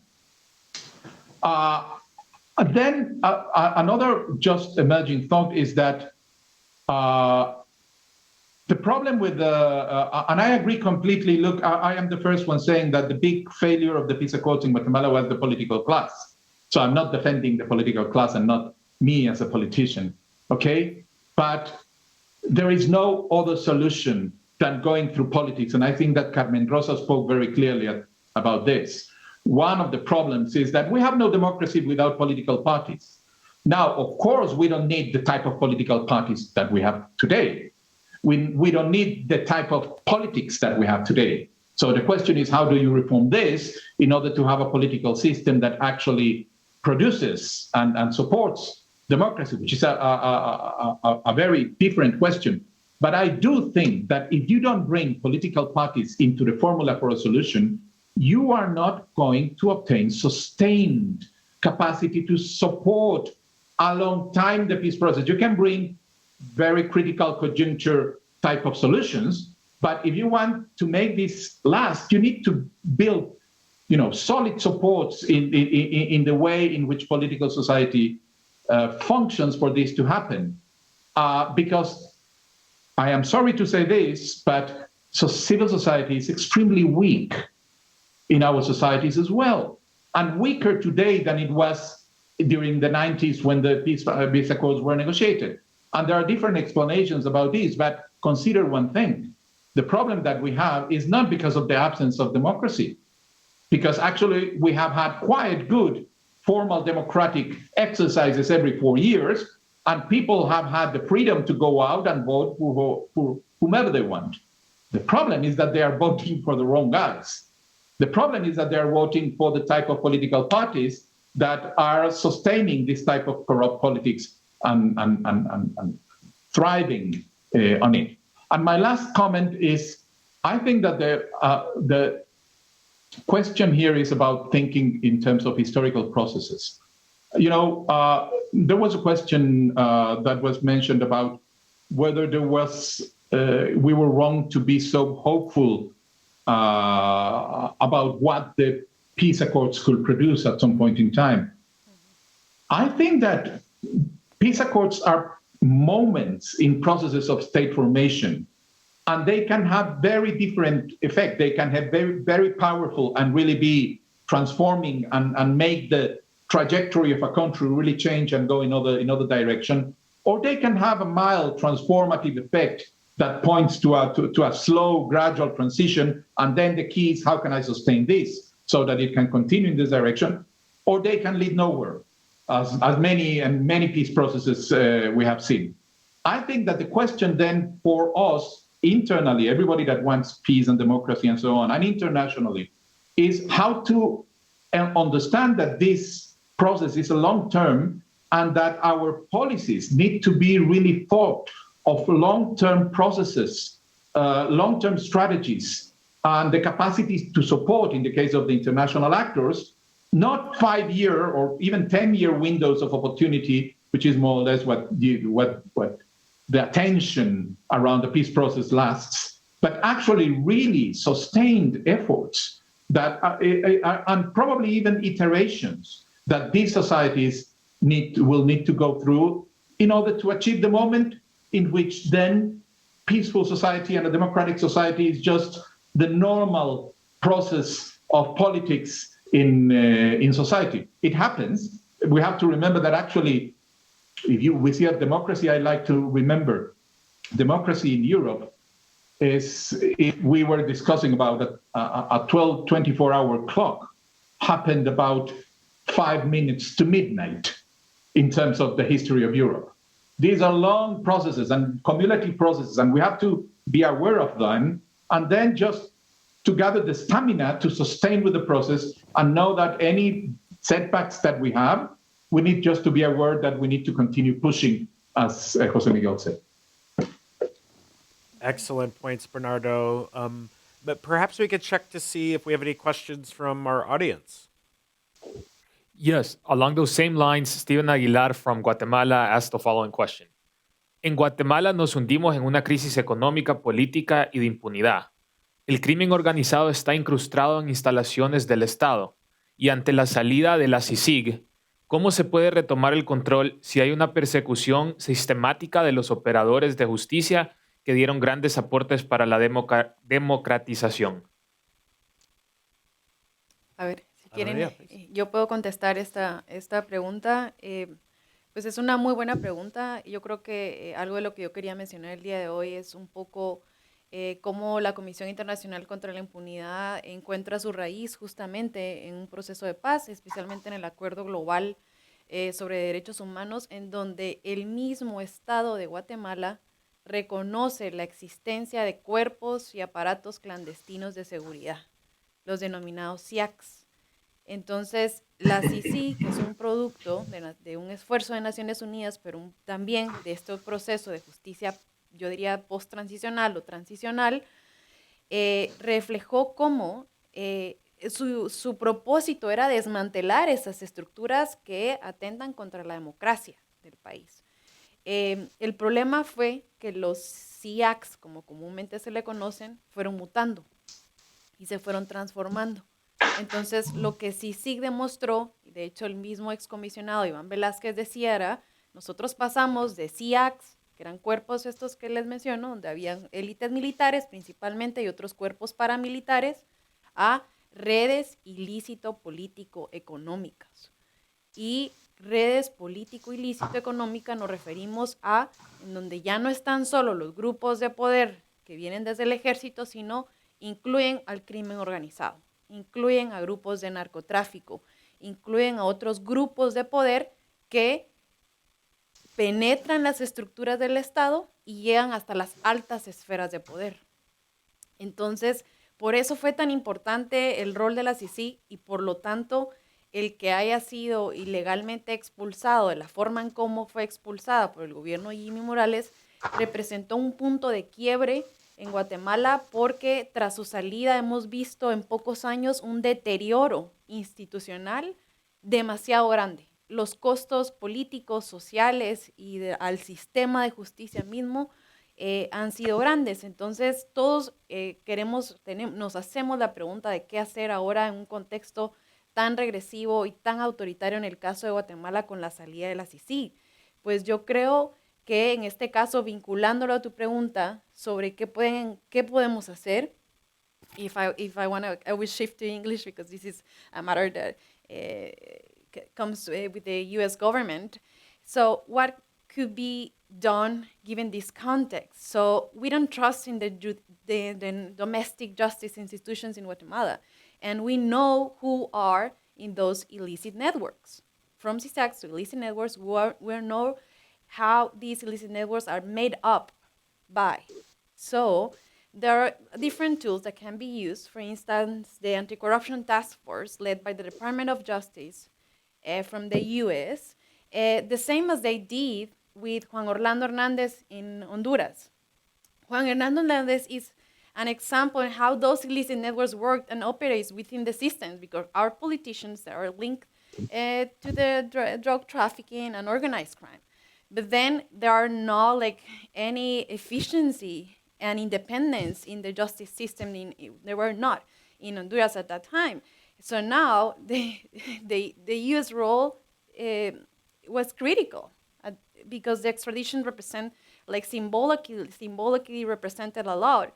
So in the Guatemalan case, maybe that could be some path that we can explore and to see, like, if we know who are those networks and we know who are the organized groups that are being co-opted in these institutions, and we don't have institutions in Guatemala, maybe the international community can play a key role right at this moment. Can I say something or no? Yeah, go ahead, Terry. Here's my problem about we know. There's knowing and knowing and knowing. I have now learned working in the judicial system for so long. And judicial knowledge is different than knowing. For example, I believed very strongly in El Salvador from 1993 to 1996 that I knew where the trafficking networks were, I knew who they were, etc. And but that knowledge is different than what you can do in the Department of Justice, as we're now seeing in our own country, because right now we're having our own issues in the Department of Justice and about whether we can deal with corruption or not in our own political system. And this is not easy stuff. So what I want to say is, here's the harder thing that has happened. It used to be that when I looked at networks of criminal networks, what I saw is that they understood they needed a president. Everybody needed a president. Every criminal network needed a president, and every criminal network needed security forces. Now there's a playbook. That playbook has been written all over the world now. And I think maybe Matthew knows what I mean by this.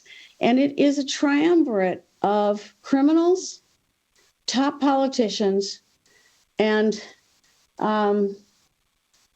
security forces more than anything else. It's an actual playbook, and you can follow it. And if you watch what happened, even in the United States, you can see how difficult it is to take criminal networks, some of which are informal criminal networks. We had in the peace agreements in El Salvador, we had a list. We had this incredible study of the death squads and how they function and the links with Guatemala and this and that and the other and who was there. And nobody wanted to touch it. Nobody. So it's the problem is that the criminal networks are now internationalized. They're not just internationalized. They're not just regional. They're not just the networks that we see going from Venezuela and Colombia through Central America, you know, in land, sea, and air, and all these things that we can trace now into Mexico and then finally into the United States. We know all this. But they're not easy to trace. And they all have their politicians because all of them have learned, including the military, by the way, that it's better for generals to have a politician take the heat and not them. And so this is a really, and the other point I want to add to this is the money laundering issue, which comes a lot from Russia, a lot from China. They love the dollar. They love the fact that El Salvador is on the dollar. This stuff is now much bigger than it ever was before. And the question is, how do you slowly reduce it when it's become not just a regional issue, not just a Central American issue, but an international issue that has to do with all of these kinds of authoritarian populists who are also criminals. The last thing I want to say is that I used to believe civil wars were about ideology. They may start that way, but they always end about money. They're always about money at the end, always. And that includes both sides in a civil war, or three sides, or how many sides you have. It has every side. It has every top politician. And when you track these, you go, wow, these aren't small amounts of money that these people stole. These are large amounts of money. But in return, you have not just a democracy, but you have a criminal democracy, if I can put it that way. And that's the problem that I see, that I don't know how you go from what you all, from what you say, which is true. We got to reduce it. We know we have to reduce it. But how do you do that when it's security forces, fear, top politicians, a Justice Department that's had a really tough time in its own way in the United States, and then judicial systems that don't work? I mean, I don't know the answer to that.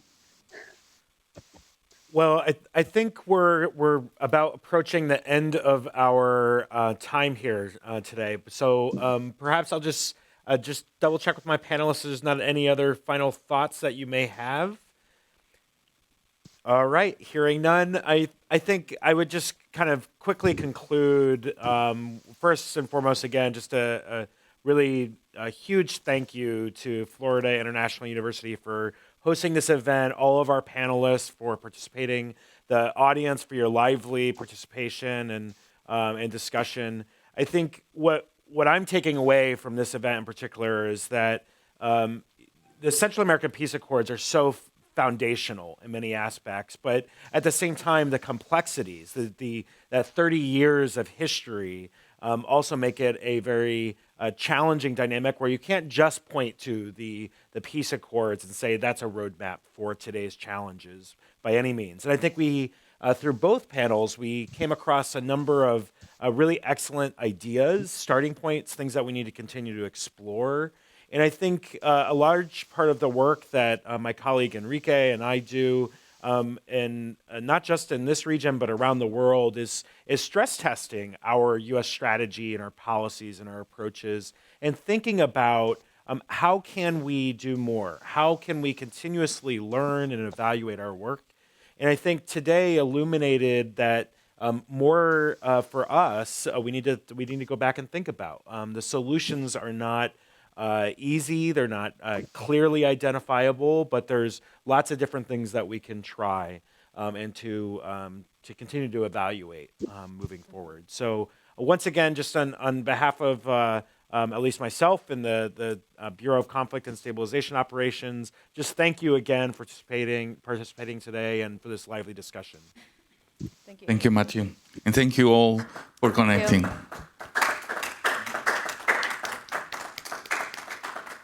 This concludes Thanks our for the event. invitation Thank you. and all the best. Thank you. Good luck, Bernardo. Bye-bye.